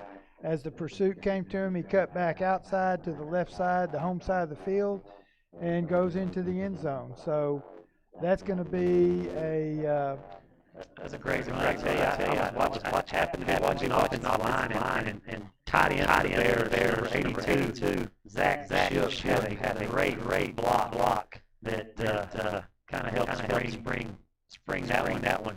Well, and now they're at 51-7, and they're going to kick the PAT. Yep. And it's close to a block, but it goes through, and it's good. So that's going to make it 52-7. You mentioned Zach Shipp. Yeah, I recognize that name. I reckon a couple last names on the Bears roster. A couple of O-line. Nathan Keller. Yes. Zach Shipp. Yes. You know, And may know some of their family members. well, Zach's dad, John, JD, played offensive line for me when I got here and became an offensive line coach. And I really think in the years he started, I can only remember one time he ever got a penalty, and it was really a bad call, and it was up at Gilmer one night, and we couldn't believe the guy gave us his number, and we said, "Are you sure?" Because he's not ever going to violate a rule, you know. But he was an integral part of an offensive line that made a lot of yards and opened a lot of holes for some good running backs too. So I'm not surprised that Zach Shipp can get a block. I think it's in his DNA. All these guys, you know, Trenton Bolt, Chase Wise, Jasper Taylor, Nathan Keller, Jordan Easy, Darian Simmons, Tyler Smith, Zach Shipp. These line has been has pretty much done what they wanted today. Yeah, they have. A deep kick back to the 3-yard line. It's fielded back to this home side. The ball went down. He's hit at the 20. Ball came out. I'm not sure who got it. I think Looks the like the Panthers Panthers retained possession, and it should be marked right at the 20-yard line. Ball was returned by number 6 for the Panthers, Curtis Grove. Ball came loose, but I think he was able to fall on it. But whoever fell on it, it's going to be first down for the Panthers at their own 20-yard line. 7:31 left in the third quarter. Gladewater Bears 52, Spring Hill Panthers 7. Yeah, you kind of start seeing the roster changes a little bit. You got some kids in there, which is great. We'll call their names and give them a little bit of their time. If anybody's listening, we're listening. We are. I bet we still got people listening out there. Uh-oh. Ball came loose, and that looks like a Gladewater recovery. Yeah, ball was caught by number 8 for the Panthers, Eric Morrow. And good enough yardage for a first down. Yeah, he was going to be be another first down. You know, that's hurt the Panthers. The referees are talking about it. I don't know if they may think it might have been the ground calls it. I don't know. I think that's probably what they're discussing, whether it was a clean fumble or. Chains aren't moving. Squads aren't changing from offense to defense, but they're looking and going to discuss it. So we'll see. If y'all have the game on your screen right now, then you can kind of see what we're seeing. And if you're looking at us, you're not seeing what we're seeing. So it looks like the the Panthers are going to maintain possession. So it was a good hit, good catch, and a good enough for a first down for the Panthers. The ball is on the 38-yard line. Nope, actually. Oh, no? Yeah, Okay, actually, it was is a fumble. Gladewater ball. Ruled as a fumble. It's Gladewater's ball. First down on the Panthers' 38-yard line.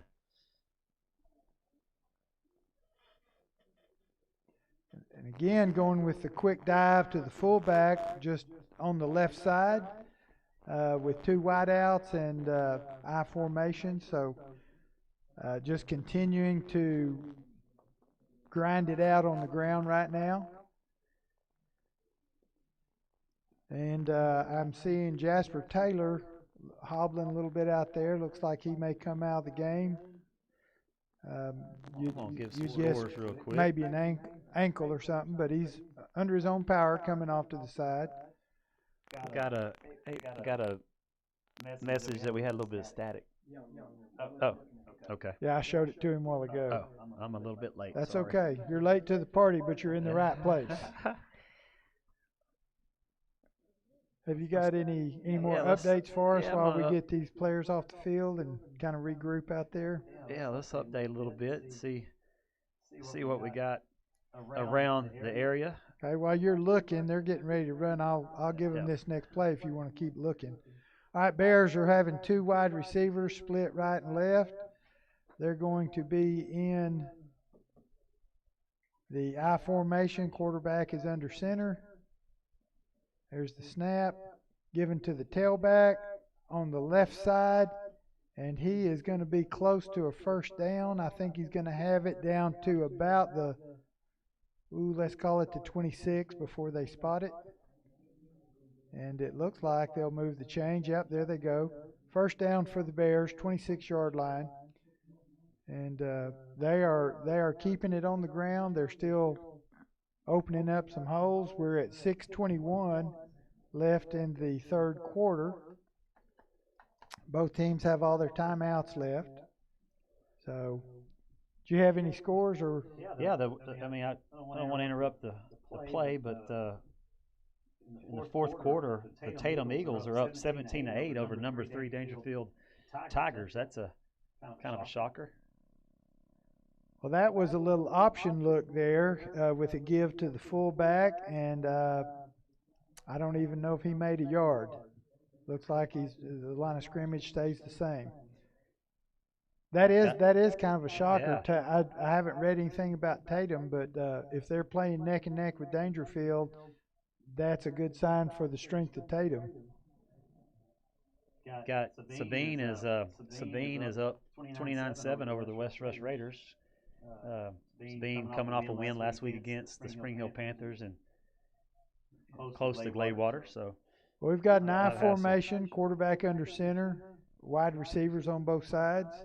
Again, give to the fullback, and it looks like every play is a 5 or 6 yard gain with that fullback just hitting straight ahead.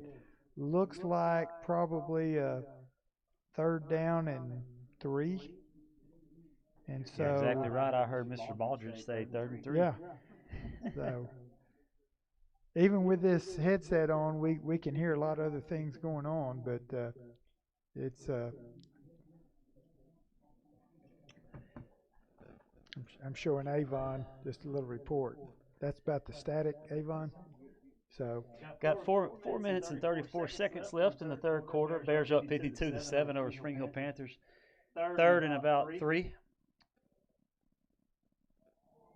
They run a little option. Quarterback keeps it, number 11, and he's in for the score. that was really set up just to look like what they'd been seeing with that little fullback pop, and then the quarterback pulled it, and I think he did read whether or not to pitch because he cut up inside, and it was just kind of a race to the corner, and he won the race that time. Yep, that was backup quarterback or a different quarterback, number 11, Colin Lewis. And he's been playing in other he's other played the parts, whole so game. yeah, so it's kind of good. They can get some time in different positions as well. So again, the PAT is up and it's good, and that makes it 59-7 with 4:19 left in the third quarter. Turf looks good. Did they redo that? Did they redo the turf this last year? Avon, did they do the turf this year or last year? So Last this year. is the second season, I thought, on this turf. It looks good. It looks like they just did it though. It's really nice looking. I can remember when it transitioned from grass to turf the first time. I can't believe that turf has already had to be replaced. Well, I think that turf years had go by pretty fast. had an 8 or 10 year guarantee, and I think it was about 14 or 15 years old when they replaced it. Yeah, Yeah, so I was going to say, I think so it was replaced around 2000. I mean, it was turf was brought in originally around 2001 or 2, somewhere in there. right, maybe. and so it really lasted longer than it was supposed to on the original turf, but it does look nice. You wouldn't think this was built in 1984. You know, that's I know. it's withstood a long time, and it still looks good. And it still looks like it's still to me one of the best stadiums in East Texas. It for is sure. a premier place to play for sure. Kickoff by the Bears, number 6 for the Panthers receives. Nice return. And Crow up the middle, out to about the 37, 38-yard line for the Panthers. And he caught that on the run. He had to really speed up to catch it at about the 16 or 17-yard line, and just he really picked up quite a few yards in all that traffic. You know, I can remember here when I was a coach at West Russ coming here to play the first time and being on that visitor side, and just awed by what a good place this was to play. And the turf that they had put in here was immaculate. I mean, there were golf courses that really would have loved to have the turf like was in Gladewater Bear Stadium. Panthers on the handoff to the single setback. He lined up on the left side, hit probably off tackle, maybe guard tackle hole. Number 22, Mars for the Panthers with a nice carry. Nice run, and picks up a first down. And so the ball is almost at midfield. It's on just inside the 49-yard line. Ball still on the right hash. I remember the first time I ever came to this stadium too, as a young guy. I thought we were at a college D1 school with the press box. All right, the Panthers in the one back. They've got motion, and they fake the jet sweep and give it to the setback up the middle. He hits just on the left side of the center, and he gets probably 8 yards, bring up a 2nd and 2. Yeah, that's Mars again. Number 22, Michael Mars for the carry for the Panthers. Bears got some different players in here now on defense, letting everybody kind of get in and play, and you know that's good. That's what they need a chance to get out there. The Panthers keeping it on the ground. Mars again on the right side, and enough to pick up the first down. They're going to move the chains and spot the ball at the 38-yard line of the Bears. He's brought down by outside linebacker number 10, for the Bears, Zach Polanco. So the formations they can throw at you now with 4 receivers in motion, and these defensive coordinators and kids, they have to really study the game and have a great plan just to avoid the confusion from all the different sets they have. That's right. So here he goes again. He picks up. If they give him his forward progress, we got a helmet off, we got flags flying, so I'm not sure what all that's about. Mars with the carry again. He gets stopped right around maybe a yard or two gain by. I'm going to call it by a swarm of Bears. They were a bunch of them there. Yeah, about a 3-yard gain. The ball's on the 35, and they were on the 38. But we'll see what these penalties, what these flags are.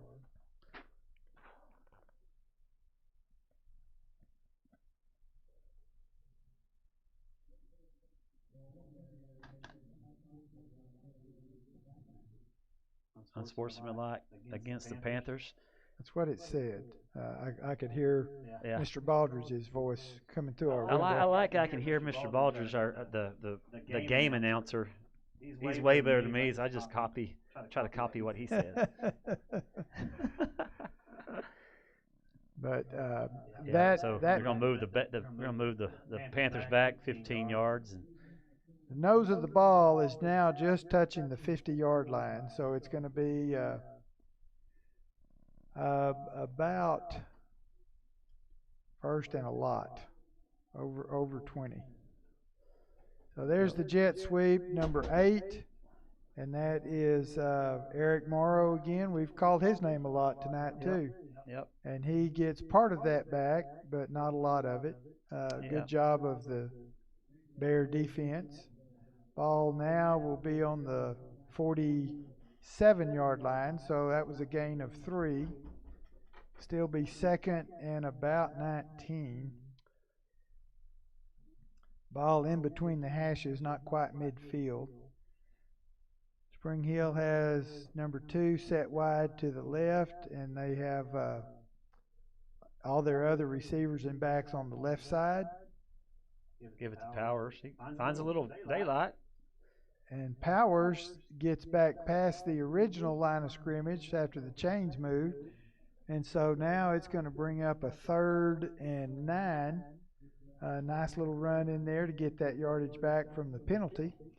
So Powers is a sophomore running back and linebacker, and he saw quite a bit of time last year as a freshman on the varsity. So they like what he's got going on. There's some good skilled kids, at Spring Hill, and they're just trying to figure it out and just get better day by day. Spring Hill's got trips to the right.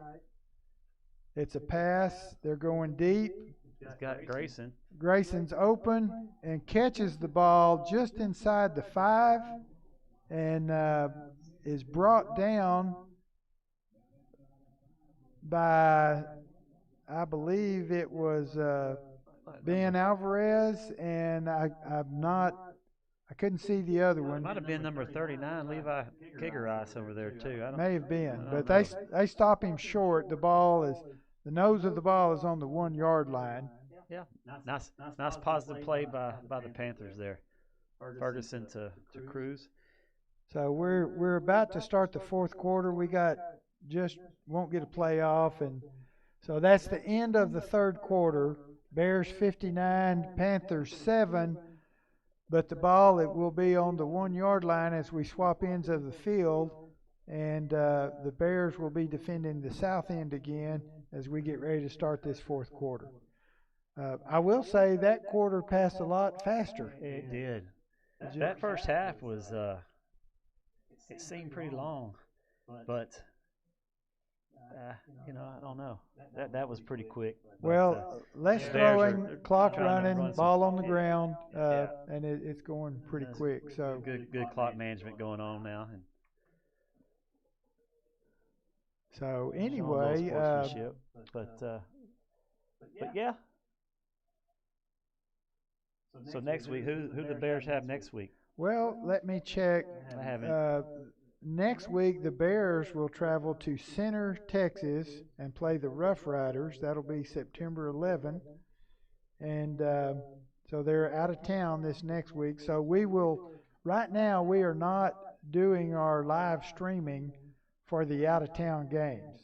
So if you get on next week, you won't find us on the live stream. You can still go back and view these games again. But we'll be back here on the 25th for Tatum. The Bears have 2 out-of-town games in a row. September 11th, they'll be at Center playing the Rough Riders, and September 18th, they'll be in Kilgore, which is really a close drive for us. And then we'll be back to the live stream on the 25th. The other games that we will do will be October 9th versus Atlanta. And then October 23rd will be against White Oak. And the other games are on the road, but we'll continue to remind y'all of that.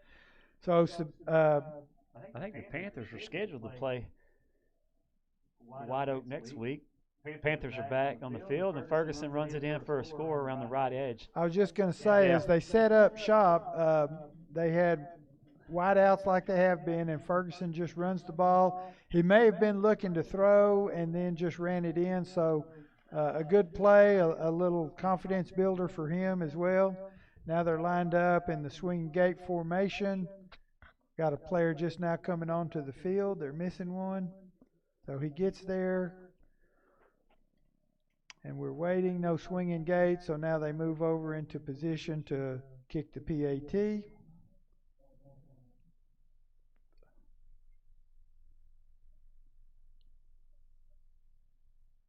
There's the snap, a little high. Holder does a great job getting it down. PAT good. That brings the Panther score 14 points with 11:55 left to go in the final quarter. Gladewater Bears at 59. So we'll be getting a kick from Spring Hill. Chad, do you think they'll try that onside again? They've tried it a couple times. They might. Why not? I mean, you know, one time. Yeah, I mean, the law of averages say you get one. You're going to get one eventually. Well, I can remember one time one of our coaches, our offensive coach, said, well, I think we're going to go for it. And as a defensive coach, I was like, Coach, I don't know. And they said, well, can't you play defense from the 40 as good as you can from the 20? And I said, yeah, I just don't get as many chances on the 20, right. you know. So, yep. So it's a gamble, but if you can get it, it's a good gamble. We'll just see what they do. But they're lining up now, balls placed on the tee, and we'll see. Looks like Gladewater just has their regular formation, but they don't put their hands group in, but I'm sure they have. I see some low numbers up there, so maybe they're in there, but they're just lined up in a normal return formation. So we'll see how that goes. If y'all have the field screen going right now, y'all can see it as well. And it's a deep kick and fielded at the 16-yard line. He's got space. He's got a little room, and he's caught. That's number 8. That is Eli Carter. And does a good job bringing it up to about the 42, 43-yard line. We'll see where the final spot is. So Bears have good field position as they take their first possession of the fourth quarter. And the ball is spotted on the 42, right hash. All right, we've got wide receivers spreading out wide for the Bears. Still in the I formation, quarterback under center. Got a big fullback in there. He gets the ball. And he's got the ball. Rumbling. And he's rumbling, and I see number 56, Chris Perry, out in front, just driving his man, doing a great job as an offensive lineman. So that's number 40, Jabraylon Pauly, who's been a statue on the defensive line tonight too. He's I don't want to make comparisons, but wasn't too long ago, Gladewater had a pretty good defensive tackle / running back by the name of Dalen Mack. Yes, and I'll tell you in a minute why I'm glad you brought him up. So Bears ball again, 2 wide receivers. This time ball goes to the tailback, hits on the left side, breaks it out wide. Nothing else left there. He picked up about 4 yards, and when he cut to the right, pursuit got him, and they made a good tackle, because if they'd have missed him, he had a little room. Yeah, that was number 12 this time, Javon Hardeman. Well, speaking of Dalen Mack, I did read where after the Ravens let him go, he got picked up. Then the Giants signed him about 2 weeks ago, I think. I think that's right. So we like to see our Gladewater guys do well after they leave Gladewater, and certainly he has at A&M, and then still being able to make the cut in the pros. So we certainly wish him well in his endeavor with the Giants. That 2014 Gilmer Gladewater game in the 3rd or 4th round of the playoffs over at Lobo Stadium is still one of the best games I've ever witnessed in person. And I still think we got the first down. I do too, and I always will. I still think we got the first down, but the refs didn't. But man, that was a good game. I remember it was standing room only over there at Lobo Stadium. Oh gosh, yeah, we were lucky to get a place to sit down, and I can remember, as a player, and then as a college student, and then coming into a coaching career for 30 years. I've seen a lot of great games, but that game at Longview against Gilmer, that is always going to be in the top 5 games that I've ever seen and been a part of. I'm talking about live games that I've seen. Right. So anyway, those were exciting times too, and this team, they may play a long ways too. It's very early in the season. A lot of things can happen, but on paper and what we're seeing speed-wise and just what they're doing, they've got a lot of good things going for them. And playing Gilmer early, I think that helps you play and win in week 11 and 12 and 13. Right.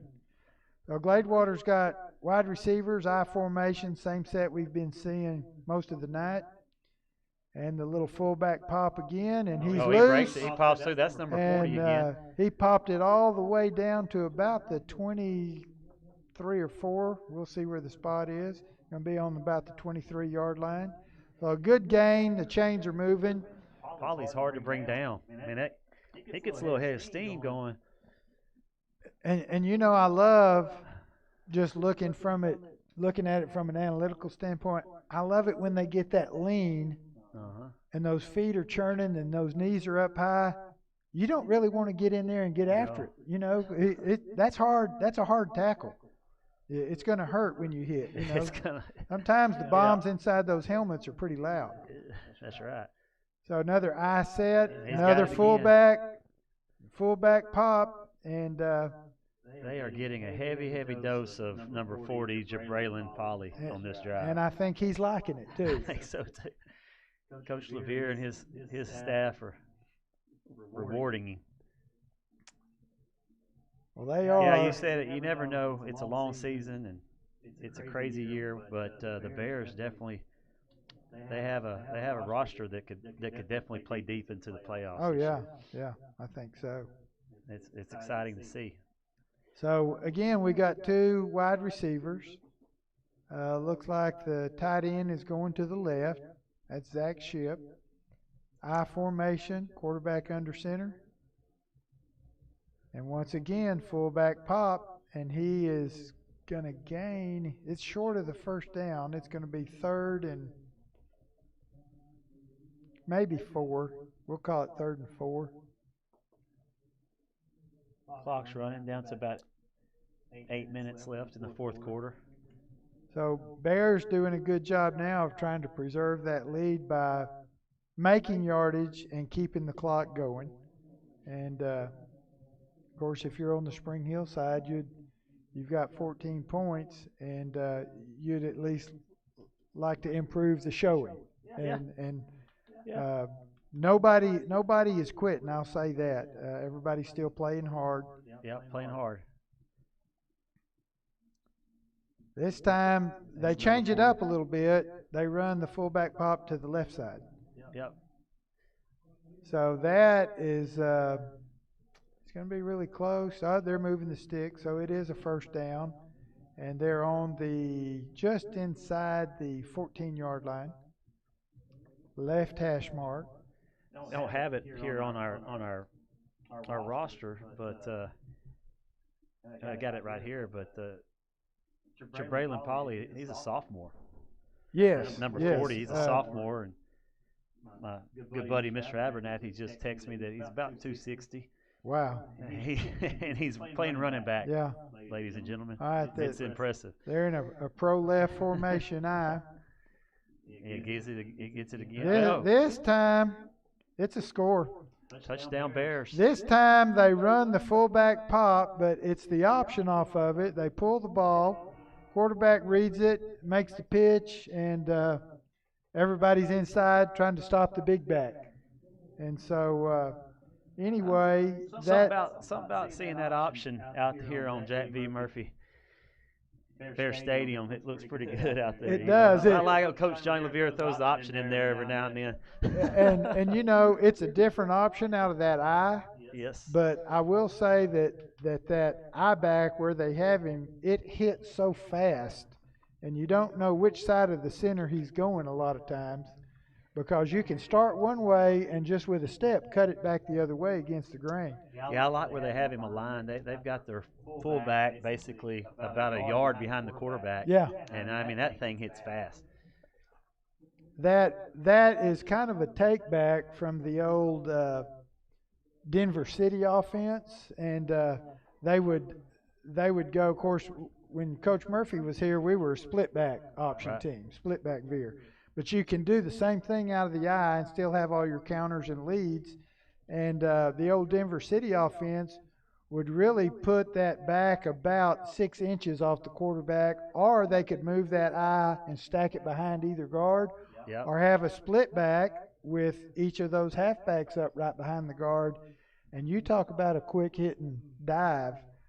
It's amazing. I've got some old video on that I might have to show you sometime, and you'll be amazed at how quick that thing hits. But what's the video on?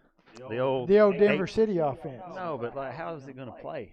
VCR? Well, we'll have to find us a projector. Or projector? The reel? I've got I've got the video, not the film. So, Chad, I'm old enough to use those reel-to-reel, and I can still splice that film when it breaks. But I like the new technology much better. Yeah, we can get that on our phone. So Gladewater kicks off, deep kick. I know, I would have done it too. Ball's taken by the number six, again at about the 8-yard line, and he returns it out to about the 31-yard line. About 6 minutes left, 6 minutes and 40 seconds left in the game. Fourth quarter, Bears are up big, 66-14. Panthers have the ball early in the season, second game. All right, I'm seeing Darian Simmons in on defense now, and Bears are getting some kids in there that. Zay Campbell, I see Caden McCaskill in. I'm just trying to let you know who's in as they're lining up. Of course, Jakeven Hardiman still in there out here at the corner. So Spring Hill tries the sweep to the left side. It's actually a loss of yards, about, I'm going to say 3 yards, maybe 2, running to their left and into the home side here at the Gladewater Bears field. Got Xavier Woods and Ben Alvarez playing safety, basically playing a two deep zone pretty much at safeties. So Spring Hill, 2 wide receivers kind of stacked behind each other to the right. A little flex over here to the left. They give it to the lone setback coming from the left to the right, trying to stretch it and get around the end. He picks up probably about 6 yards, and it's going to be a 3rd down and probably 6. So he does make a few yards, but just couldn't get away from the pursuit. They strung it out enough to get the pursuit there. Give them time. Defensive line's changed a little bit. You got number 53 for the Bears, Shug Miller in, defensive tackle. I think number 70 might be in too, Darian Simmons. Yes, he playing a was little in. nose guard now. And So still got the 3 down linemen and the 3-4 look. Got Ferguson drops back, dumps it off to number 13 for the Panthers, Benjamin Banda. And it's going to be close to a 1st down. Depends on the spot. From where I see it, may be a little short, but it might be good for a 1st. I think that spot's going to be good. That play, they sent everybody to the left, and then Ferguson rolled back to the right and threw back to the weak side. So good design play as they get ready to call their next play. 1st and 10, right hash. Down to about 4.5 minutes left in the game. So they're set strong to their left, and it's the sweep with Powers, yes. And so he gains, I'm going to call it 2 yards, bring up a 2nd and about 8. Yep. Clock still running down to 4:09.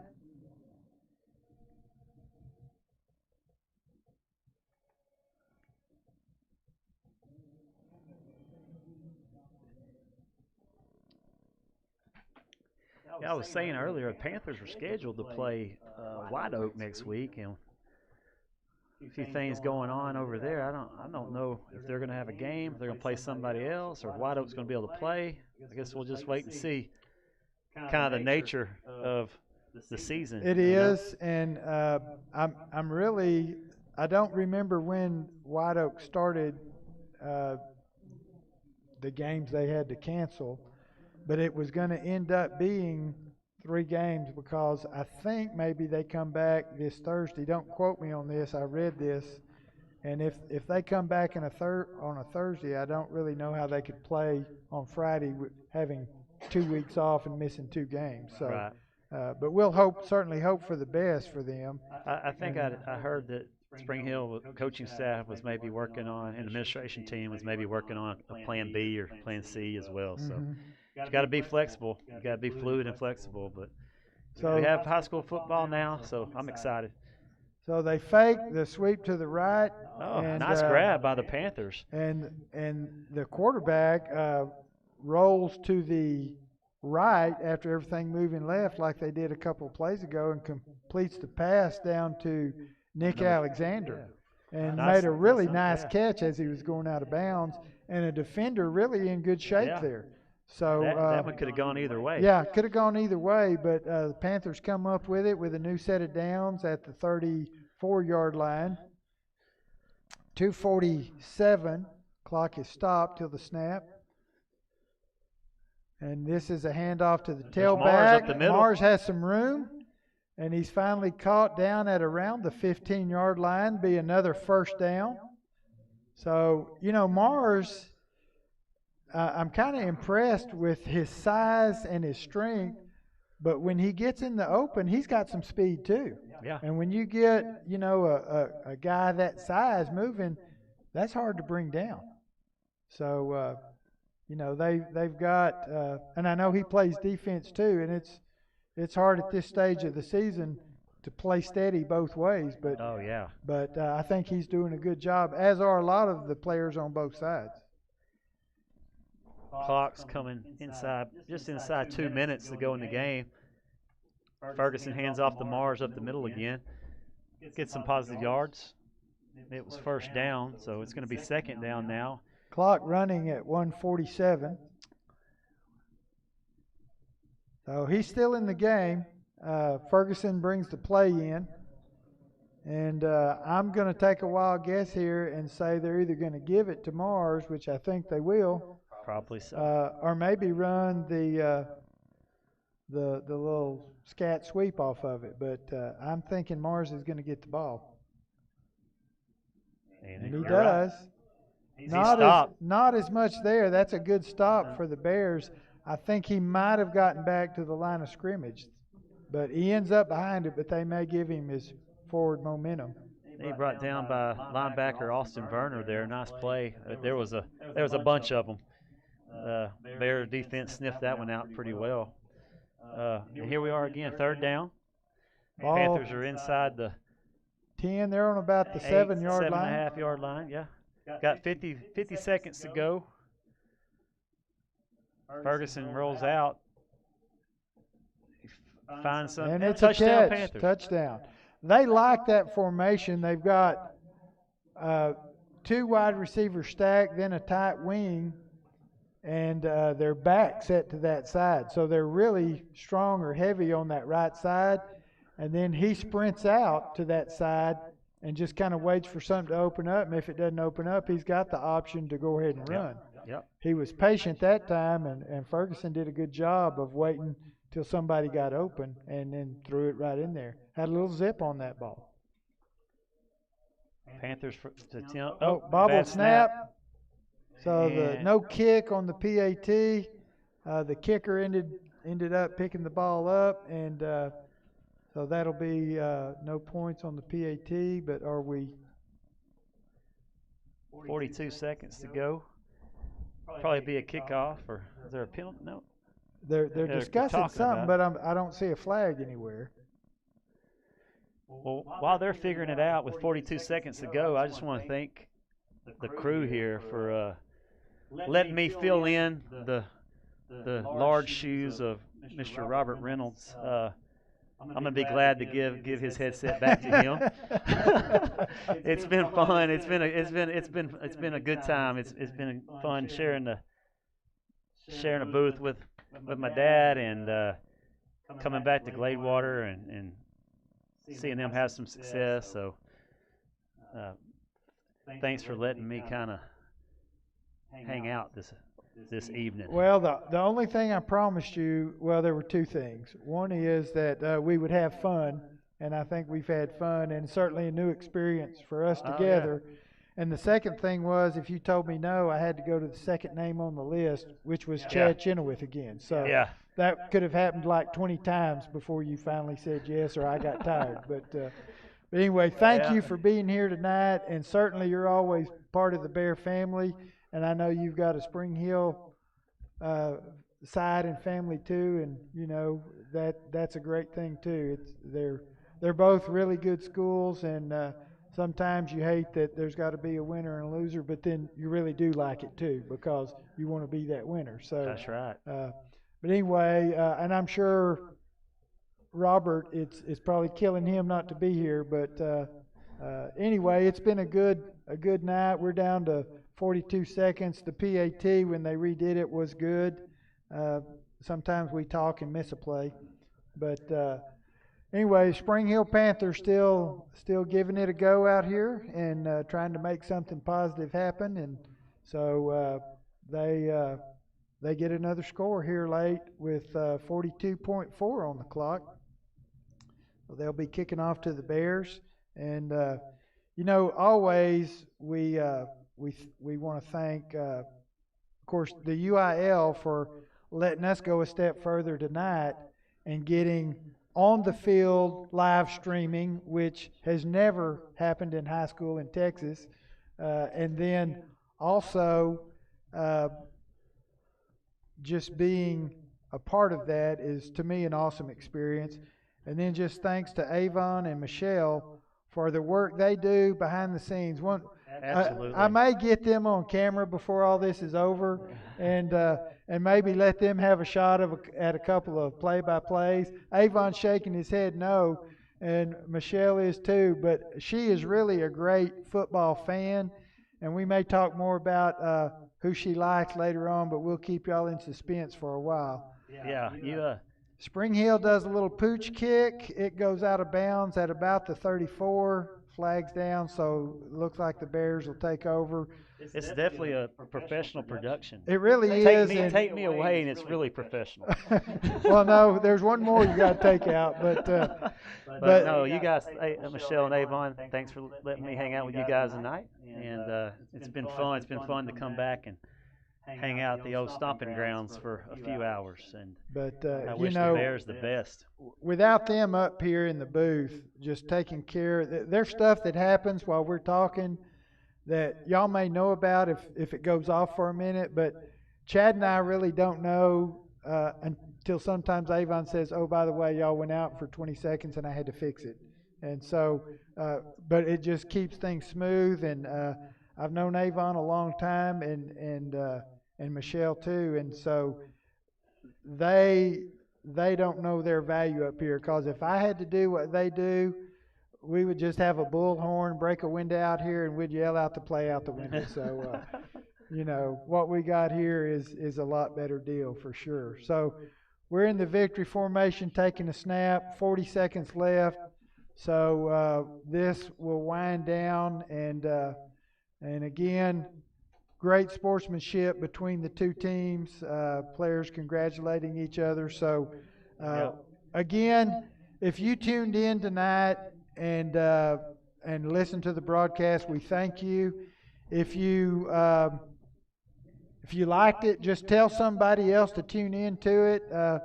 We have some guys over on the Spring Hill side I'm sure Chad will talk to about who maybe had more viewers tune into their broadcast. So, I think we did. So, we may have to ask Cody and Carl about that. But we appreciate those guys too.